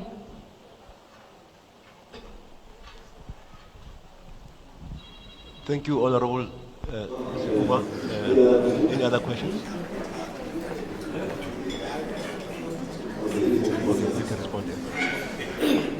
I'll respond to those questions. The first one, can I make extra contributions to the pension fund? Yes. Colleen, must they come through payroll? So there is a provision to make additional contributions monthly, but it must come through the payroll. So you'd have to arrange that with the legislature.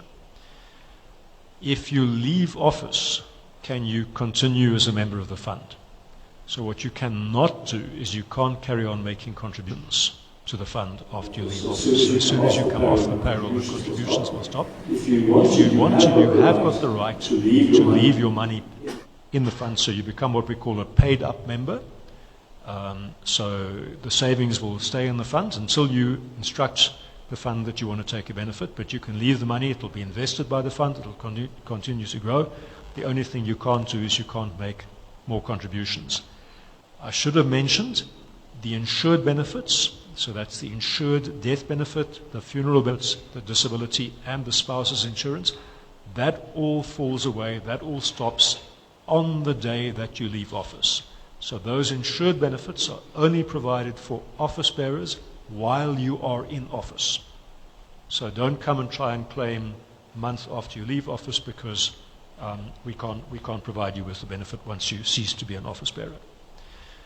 Yes, Honourable Sifuba, what you say is quite right. We know this from long, painful experience.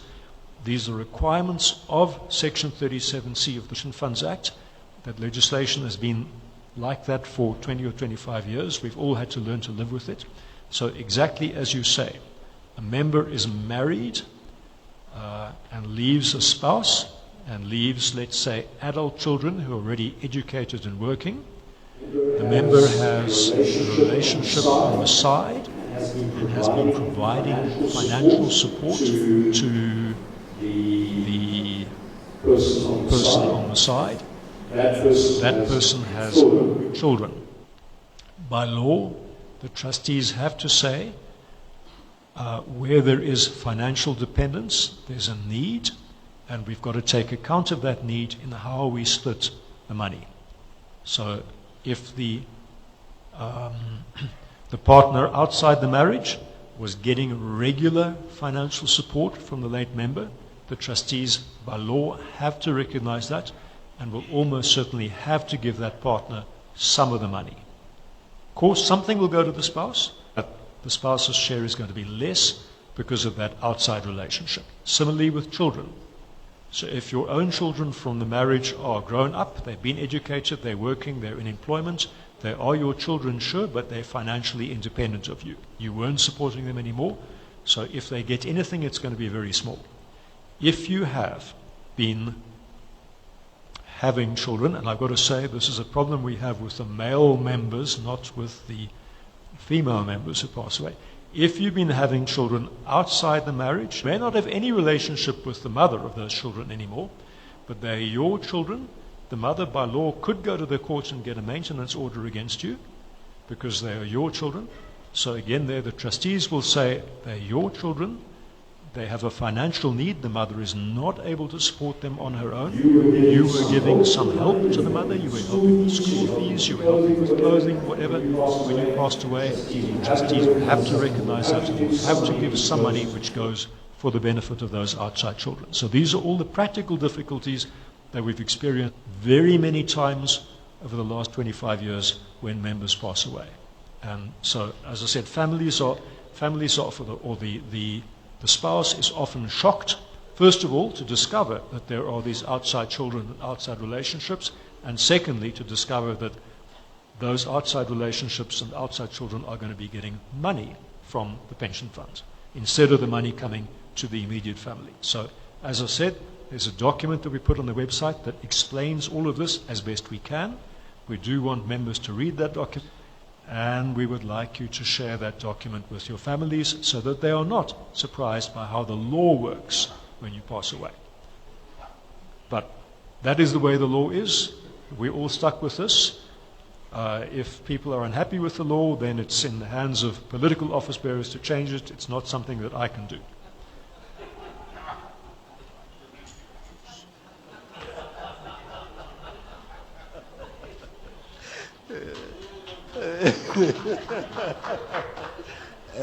Are there any, they say if honorable members are not happy with the law, that falls within your function, change it. Any further questions of clarity to anything? Thank you very much, Eric.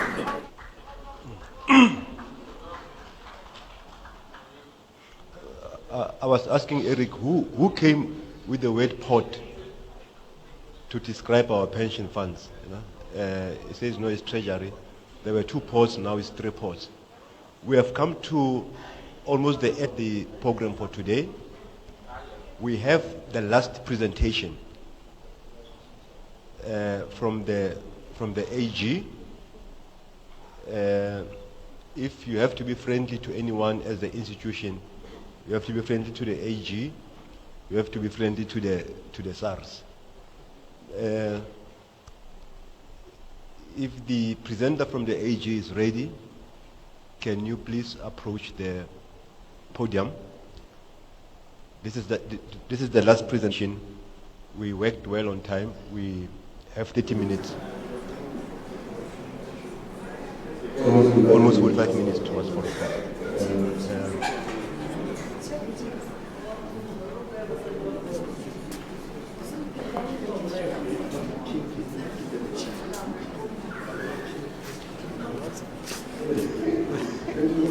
Also apologize.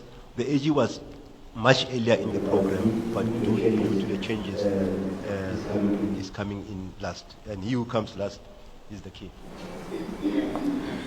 Thank you very much, Program Director. Yeah, I think it's something just beyond the graveyard. But we'll see how we can manage. Good afternoon to all the honorable members and the officials that are part of the gathering today. So we are coming here to share and most focus on our role as the Auditor General and how can we work together to achieve this same objective of making sure that we promote and also we strengthen our country's democracy as it is sitting as part of our mission. So this is our mission. Our mission is from the Constitution, which mainly is about strengthening the country's democracy, and we do that by enabling the oversight, accountability, and governance in the public sector.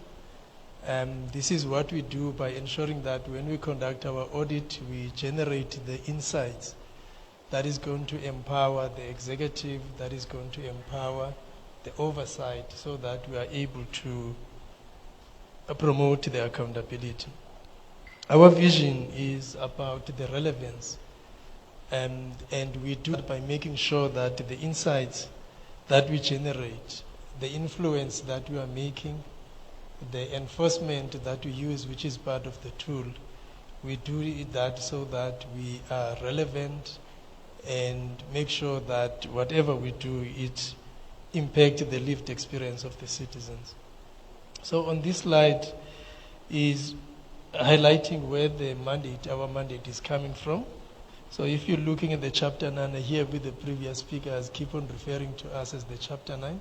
So it is indeed coming from the chapter 9 of this Constitution under the section 188, where it is indicating that as the Auditor General, we've got a mandate, and we are the only one who's got this mandate of auditing and report on the accounts, financial statements, and financial management of all the government institutions.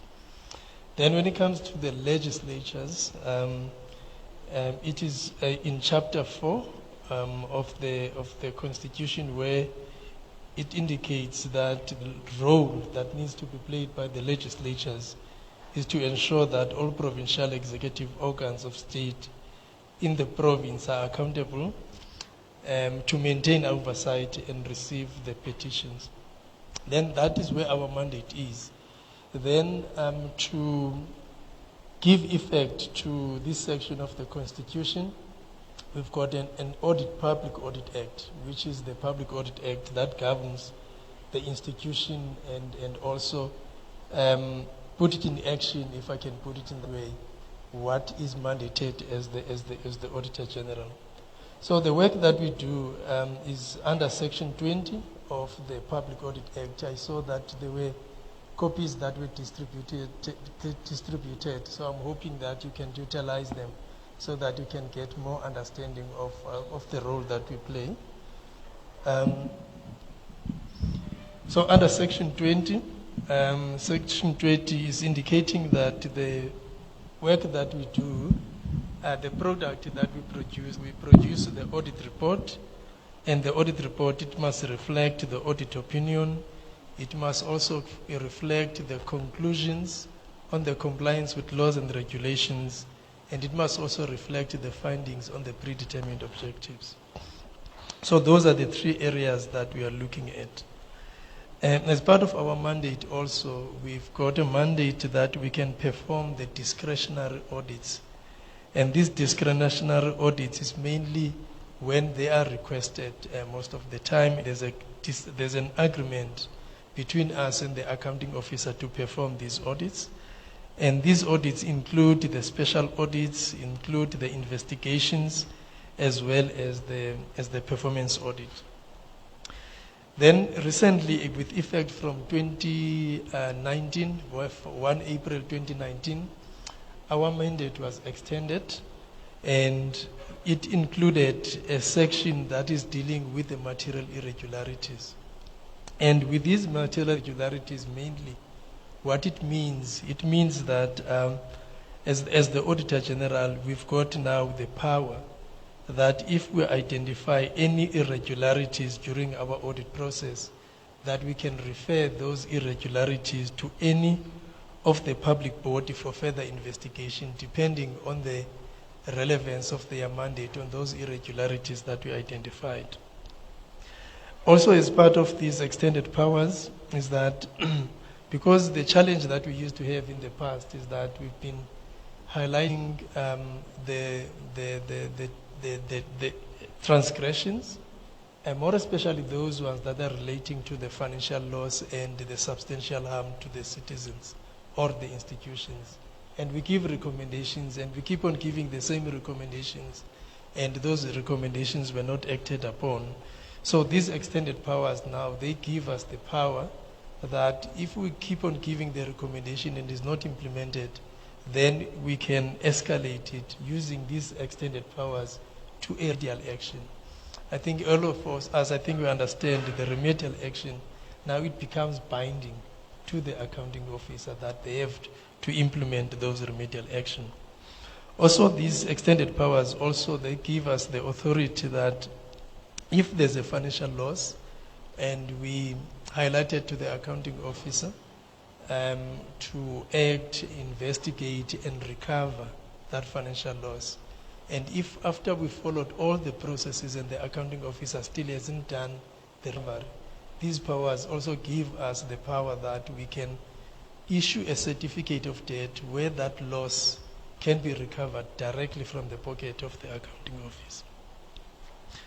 This slide also highlights, as part of the mandate of the committees, we're just highlighting the mandates of the portfolio committees, what the regulations require from the accounting officers, looking at the fact that the portfolio committees has to monitor, they have to conduct investigations and also make recommendations out of the investigations that they conducted. Then this slide is, we are sharing it so that we understand that as the Auditor General South Africa, we are also the member of the International Organization of Supreme Audit Institutions, which this organization has developed these 12 principles of values and benefits of the Supreme Audit Institutions. And at the center of these principal values is for each and every side to work on a strategy that is mainly about making the difference to the lived experience of the citizens. So as the member, we have to adapt our strategy around those lines. Hence, we've got this culture shift strategy. We call it is the hashtag culture shift strategy, which we see it up to 2030. And what we aspire as part of this strategy, which we have put a very bold aspirations, where we said we want to see the government that have strong, more direct and consistent impact on improving the lived reality of the South Africans. So whatever work that we do with this in mind, to say we want to make sure that what we are looking at is going to this impact. So if we're looking at the indicators that we set, it's not just about the compliance that we've got indicators. We look at those indicators to see, are they driving the mandate of the department? Are those indicators going to have an impact to the lived experience of the citizens? And there's quite a lot of work that we have done, and we interacted with the departments quite a lot, where we have seen a misalignment between what is sitting in the annual performance plan and the mandate of the department. So I think the key role that the legislature needs to play is that when these planning documents come to your table, is to scrutinize them. Look, is it reasonable? Are these the indicators that are going to make an impact if we have achieved? Are we challenging the accounting officers when they present, so that then it's not just about we set this target, we implemented them. The question that we should be preoccupying ourselves is that, yes, you've implemented these targets, but what impact have you made in driving those targets? So what we have done to drive this change or the culture shift that we want to see by 2030, we started by drawing a baseline. And this baseline is where we started to plot our oddities in the continuum. And in the continuum, we started to put in the different categories. You can see that when you look that graph where it started that the one that performed very poorly will be sitting at doing harm. And our strategy is to move the oddities out of that zone of doing harm to get to the zone of doing good. And in our strategy, when we were doing this assessment, we realized that most of our oddities are sitting at doing harm. And there's a criteria which we shared also with the accounting officer, so that there's clarity as to what are the things that we need to drive for those departments to move doing harm to do good. By 2030, according to this strategy, we want to see at least 30% of our oddities that represent 30% of the whole country's budget sitting in the category of doing good. And those that are still sitting at doing harm, at least to have not more than 10% of our auditees. And our strategy is driving, as much as we are aligned to the aspirations of the INTOSAI, we also look at what we are driving in according to also the constitution of the country. So if you look at the pie graph that we have, which is a party, so this party, what we've done, we started to analyze the values and principles that are described as part of the Constitution. So if you can go to Section 195 of the Constitution, you will realize that the Constitution is driving for performance, that we need to ensure that there's good performance. We need to ensure that there's accountability, there's institutional integrity, and also there's transparency. So the strategy that we are trying to also aligning to say, if we can be able to move our auditees and change the culture, we will be actually achieving the aspirations that we have as part of the Constitution. And then on this slide is the work that we've done. This strategy we've been driving for the past 2 years. And some of the work that we started doing is to develop the accountability ecosystem. And in the development of the accountability ecosystem is where you put in all the role players that need to contribute for us to be able to achieve this culture shift. If we want to see our audits moving out of doing harm to do good. So you'll see in this accountability ecosystem, legislature is playing a critical role together with the executive authorities. And we plotted also the other role players, the officials, as well as the internal audit and the audit committees. And the internal audit and the audit committees, one of those role players that we believe that they are underutilized. A lot of expertise that is sitting in those role players, but we're not tapping into that. So also the role that we also expect from the legislature is to hold the executive accountable, is to hold the officials accountable. So those are the things that we're highlighting. And we're also highlighting in this accountability ecosystem the role that needs to be played by the coordinating departments. You've got COGTA, you've got Provincial Treasury, as well as the Office of the Premier. What is the role that they are playing? We started to challenge more especially these three departments, because we're saying, yes, your house, we can see that it is in order. We can see that you are able to achieve the clean audit. But what impact are you making? If you are conducting oversight and guidance that you're providing to the departments and the municipalities, what type of indicators do you set for yourselves, and are you achieving those indicators? So I think this is the critical slide that we need to forever keep on going back to it, just to make sure that we are able to identify the people that need to sit around the table and contribute for us to achieve these aspirations. So over the term, if we're looking at where the sixth administration left, our analysis indicating that the sixth administration, there are some successes that we can pick up. So you can see, if you're looking at in the PFMA, the top part is the PFMA. You can see that over the term of the sixth administration, we had 7 improvements and we have only 1 regression. So you can see, I think there are good successes in there.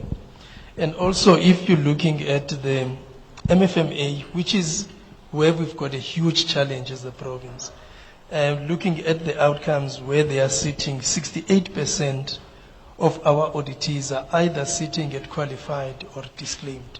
So I think those are the area also that we want to put a lot of emphasis to the legislature. As the legislature, what are you going to do to challenge those institutions to move out of the disclaimer. You can see currently we've got 5 that are sitting there, and as the province, we are one of the biggest contributors, if we are not the main contributor, with the disclaimers that are left. We used to compete quite a lot with the Northwest. Northwest has overtaken us. And as the legislature, therefore, we need to really focus on local government to say, how do we eradicate the disclaimers that we have as the province? And then the next slide is just giving the cycle, the planning cycle, starting from the strategic planning up to the end of year reporting. The reason why we are sharing this slide, we are saying that it is your opportunity as the legislature, because you'll be setting the targets for the next 5 years. You need to define what type of target, what type of change as this administration that want to make. This is a once-off opportunity to make sure that we set these targets now, so that we are able to make sure that going forward we are monitoring. The challenge that we always reporting on around about this area of performance is the area that is totally neglected, because in the past the focus on the audit was been always about the financial statements. And we are saying that as part of the culture shift, we need to move and not just only focus on the financial statements, but we need to make sure that we have the correlation, but put more emphasis on the performance, because this is what the citizens are looking for. This is what we are promising the citizens. This is how we can change and make the impact to improve the lived experience of the citizens. So I think in this area we're highlighting that importance. And what we've been seeing in the past is that you'll see that there's a 5-year strategic plan that is drafted, and when it comes to developing the annual performance plan, we forget the things that we said we want to achieve in the first. We find out there's misalignment. And also the other misalignment that we always pick up is that we'll see and we attend some of those portfolio committees where the departments and the municipality in their own space, they will report on a quarterly basis to say this is what they have achieved. But when we go and perform the audit, we have found out that whatever they've been reporting on a quarterly basis, it was inaccurate, it was unliable, it was wrong. So you can compare what has been reported on a quarterly basis. You can take any auditee that is not clean on the performance information, compare what is sitting in the quarterly report and compare what is sitting at the published annual report, is chalk and cheese, which means that throughout the year they were misleading and decisions have been made, and those decisions has been made in the wrong information. The area that we started to tap in and also exercise our additional powers, extended powers in these areas, where we spend quite a lot of time looking at the performance report, because we are saying, because decisions has been made on the wrong information, those institutions are causing substantial harm to the institution, and our extended powers are allowing us to actually do that. So in this slide, without spending a lot of time, I think you speak to the issues that I'm raising, but we are going to leave slides so you can read. We're highlighting on the performance information, what did we find, what are the root causes, and the impact that it is causing. And I think I'll talk about the unreliable information, the performance report that does not agree to indicators in the annual performance plan, as the fact that of the decisions that are made on the unreliable information. So those are the things that we believe that the legislature should be worried about. They should be worried about the fact that the performance information should be supported in order for us to be able to make the decisions that we are making based on the correct information. Similarly, on the financial statements, also we've done a similar analysis. So I think the issue with the financial statements is the challenge that if we are not correcting the status quo, we are unable to be transparent as to how did we spend the state funds, and also to make the those that are charged with governance to be accountable. So these material irregularities that I was talking about of the extended powers, this is what it means. It starts with the non-compliance, if you're looking at the definition for the material irregularities. So if I bring it home, with the lack of the clean audits that we have in the province, and mostly is because of the non-compliance. So it means already, as the province, we are vulnerable that there are instances that we are going to have that is going to cause the financial loss, and also that is going to cause the financial harm. So we say, if you're looking at the definition, it says any non-compliance with or contravention with the legislation, if there's any fraud, the theft, or a breach of a fiduciary duty, which has been identified during the audit. So with these powers, it actually means that I cannot, when I leave the office, you come and tell me to say there's a fraud at a particular department, then I take it in this process. We are saying that it must be part of the audit. So if you raise a risk, I'll take that risk, I'll process it as part of the normal audit process. If we identify the irregularity, then it's only then that we can put it as part of this process. So we said it must be identified during the audit that is performed under this Act, which has resulted in or is likely to result in a material financial loss. So it can happen that by the time we identified the irregularity, identified it at the point that there was no financial outflow, but we identified that through the transgression that has been identified, if the auditee continue, it could result in a loss. So we're already starting to look at that, so that is not only reactive, but we are also proactive.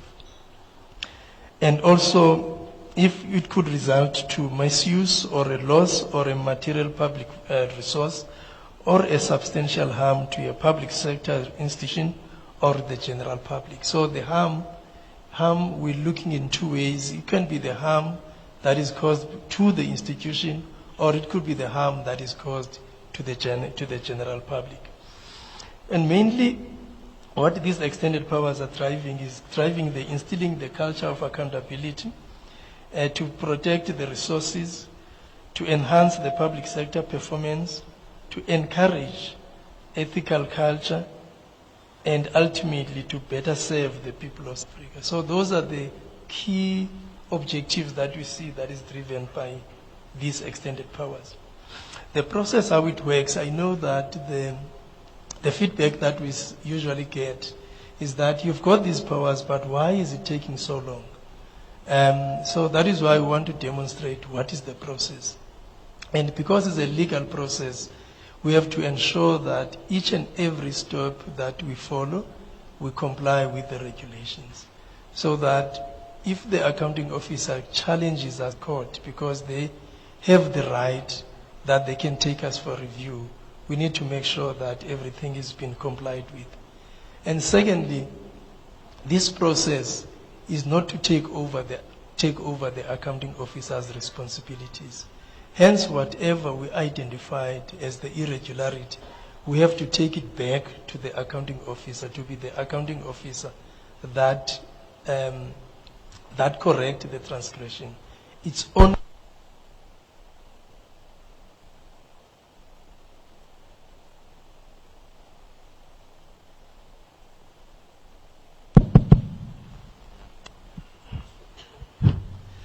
okay. So the process, how it works. So the team will conduct an audit, and during the time that they are conducting the audit, they will identify a finding. Once they identify the finding, they will communicate that finding to the accounting officer for the accounting officer to respond. If based on the response that we receive from the accounting officer is not resolving the matter, then you start by issuing now a notification. Excuse me. You issue the notification and give the accounting officer 20 days to respond to that notification. Once the accounting officer responds to the notification and Based on our assessment, we are satisfied that the accounting officer is taking appropriate action. Then that material irregularity is resolved and everybody is happy. However, if it happens that the accounting officer, the response that we received, we believe that it is not appropriate, is the time that we can start to look at, is it something that we can do it ourselves to take it forward?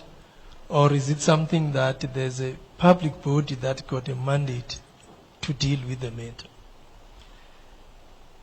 And if it's something that we are able to deal it with ourselves, then we are going to put a recommendation in the audit report. If we refer the matter to the accounting office, to the public body, as part of our audit report, we are going to indicate in the audit report that we identified the material irregularity, but we referred that to a public body.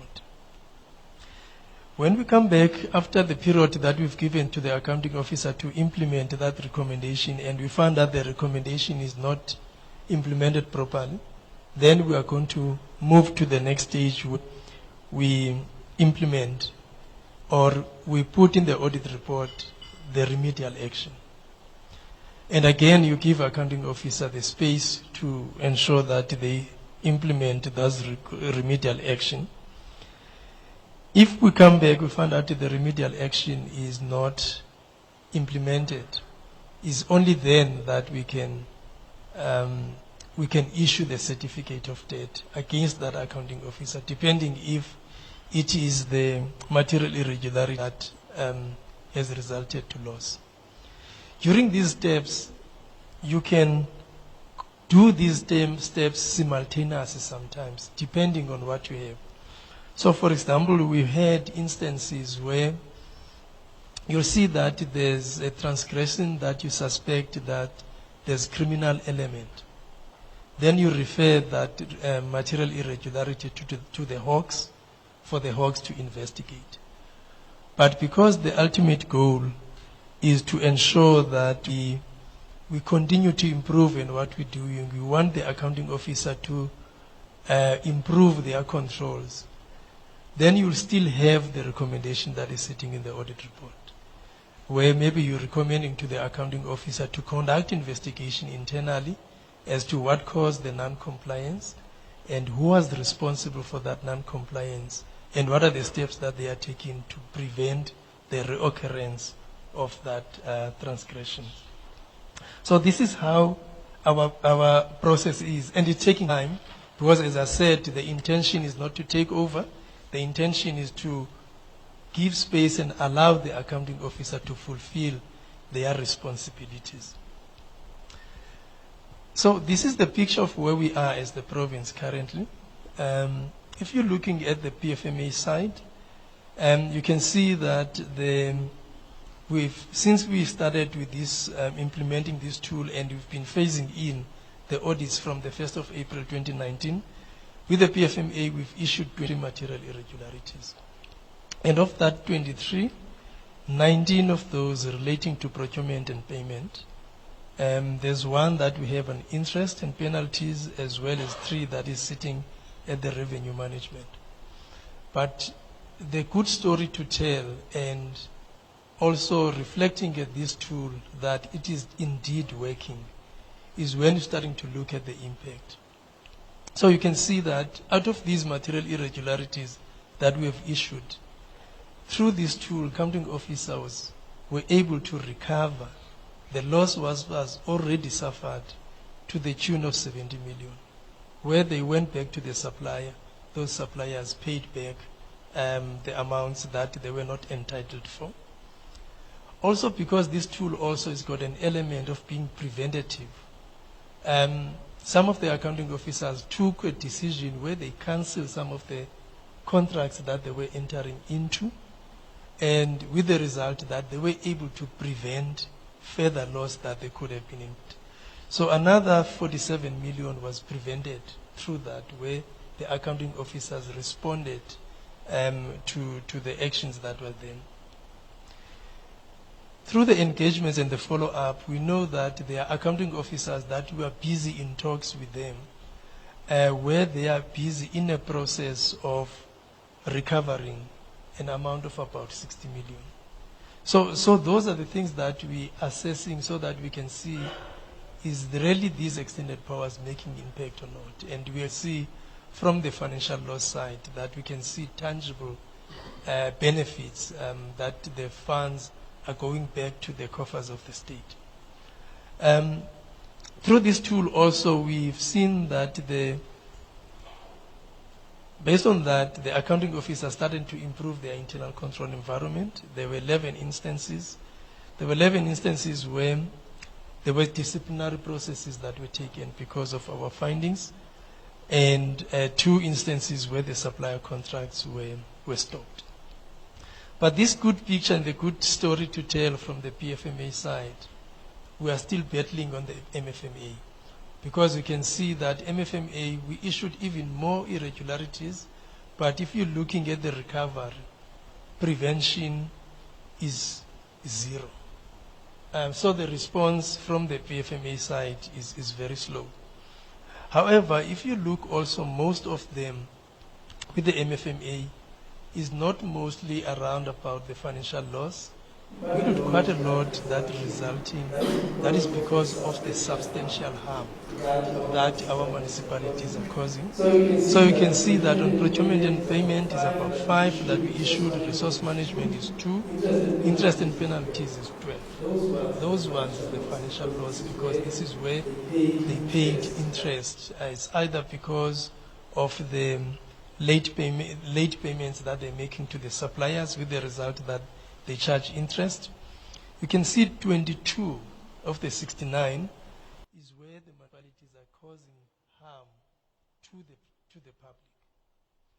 And 28 is where they're causing harm to them as the institution. So the material irregularities that we issued where they're causing harm to the public is the wastewater treatment works, most of them. Where we find out that they are dilapidated, they are dysfunctional, with the result that I think all of us experience when we go in these areas that even the sewer are flowing all over the street is because these wastewater treatment works are not maintained altogether. But there is a positive reaction that we started to see because of the material irregularities that we've seen, that we've issued, where because we referred them, some of them, more especially to the Department of Water and Sanitation, where they started to respond and issued ministerial directives through the Val Central, the Water Board, where the Water Board is starting to assist some of the municipalities. So we're starting to see that impact, that at least there's a response. But the reality is with the wastewater treatment works, because they were neglected for so many years, the municipalities, they don't even have the budget to actually address them. So I think that is another area that on the local government side, this legislature together with the executive, we should be preoccupied about that to say, how do we correct these? How does COGTA come into place and make sure that they support the Office of the Premier, as well as Provincial Treasury. So the coordinating departments become very critical to make sure that we change this picture.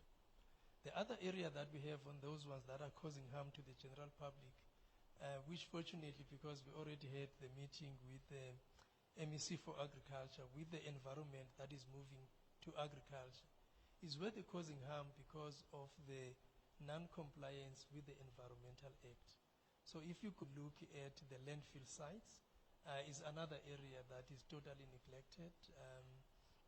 And I think I did experience even myself when I visit these landfill sites where there's not even an access control. Anyone can enter those sites. And sometimes you find out that we don't even have the fencing around them. So some of these we started to refer. We referred some of them to the National Department of Environmental Affairs, so that one of the things that we need to start driving is to enforce the compliance with those environmental laws. Those ones that refer to the harm to the public sector itself, also there's two categories that we have there. I think starting around about 2019, we started to see a trend of a lack of accountability in local government, where they were totally not submitting the financial statements. And I remember the province, at some point we were sitting at the backlog in excess of 10 municipalities, and some of them not even one financial year. They have a couple of financial years that they were not submitting. So we started also implementing these powers where we issue the material irregularities for them to submit the financial statements. They reacted because now we are busy auditing the last municipality with those ones that were not submitting, which is Mafube. So all those ones that were not submitting, able to clear that backlog. I think what also helped, I think it was the leadership tone through the engagement with the Premier, through the engagement with the Speaker, the Legislature, Provincial Treasury, COGTA. So it was a combined effort to drive these municipalities to make sure that they produce the financial statements. So we're able to clear the backlog. Challenge that we have is the disclaimers, because that is where we also issued the material irregularities on those ones that have the disclaimed audit outcome. So I think I indicated in the slide earlier that we are still sitting with 5 municipalities that are at that stage. I think this will is just demonstrating, without going into detail, we are highlighting some of the key things that we believe the role that the legislature can play. How do you navigate the reports? How to ensure that you follow on the commitments? How do you go and make sure that the corrective steps have been taken, which means the issues around consequences? Do we have the right capacity in our institutions to drive what is expected, to drive the mandate? Are we able to conduct the follow-up? Are we holding the executive accountable? And with the progress around about material irregularities, because that is what we do, we issue quite a lot of letters to all the role players if we find that these material irregularities are attended to. So I think it's some of the things that also the legislature should be preoccupied about, that when the auditees come and appear before the committee, that we ask them which material irregularities that you have, what steps are you taking to address those material irregularities, how far with you with the process, and so on. Because I think if we are all of us, each and everyone do their bit, we'll be able to change this culture. Then on this last slide, okay, almost last slide, I think we're just sharing here some of the best practices, because there was the work that we've done where we were looking at the legislatures, and we've got more findings, and we thought let's share some of the good insights that came through. So we were looking at those best practices around about the resolutions, which is the issue around about the implementation as well as the monitoring of the resolutions through having the resolution tracker tools that we can use to be able to track them, monitor the completeness of them, and we also identified in some good pockets of the work plans where each portfolio committee develop a specific work plan that is going to drive and guide that portfolio committee. The APP's reviews where the committees of the legislature to schedule the oversight over the annual performance plan so that we are able to interrogate those. The last one is, it was around about the capacity, where we find that sometimes we don't have adequate capacity, more especially when it comes to the researchers.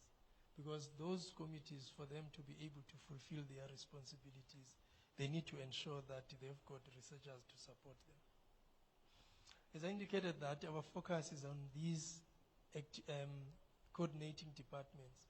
So what we left, all of them, we left them with a call to action, which we agreed with them that these are the things that they are going to look at. So you can see They are for the Office of the Premier, Provincial Treasurer, Cocta, and Legislature.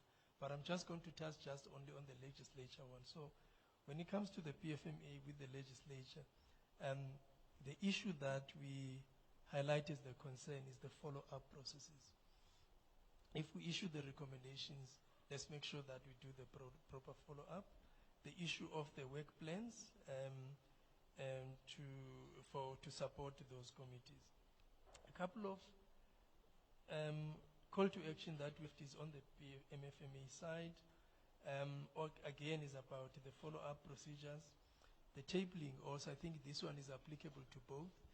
That is, you know that after each and every cycle, we prepare a general report.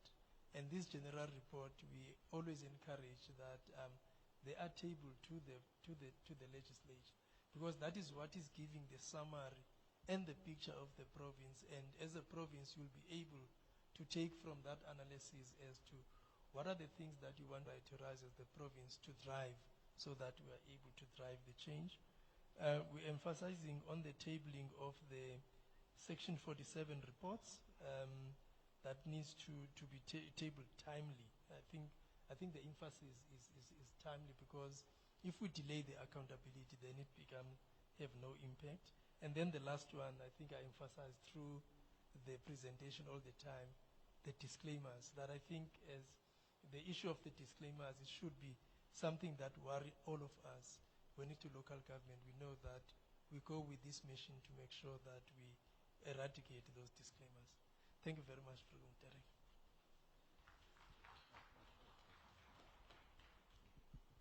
Thank you, Mr. Duda.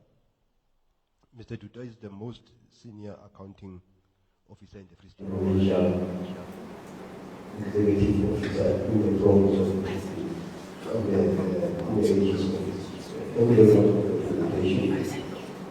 It's almost for a long. Are there any questions of committee? Except to emphasize that last year we had a clean audit. We are busy with the repeat process. Honorable members, thank you very much. We have come to the end of the proceedings for today. Tomorrow we're starting same time, 8 o'clock.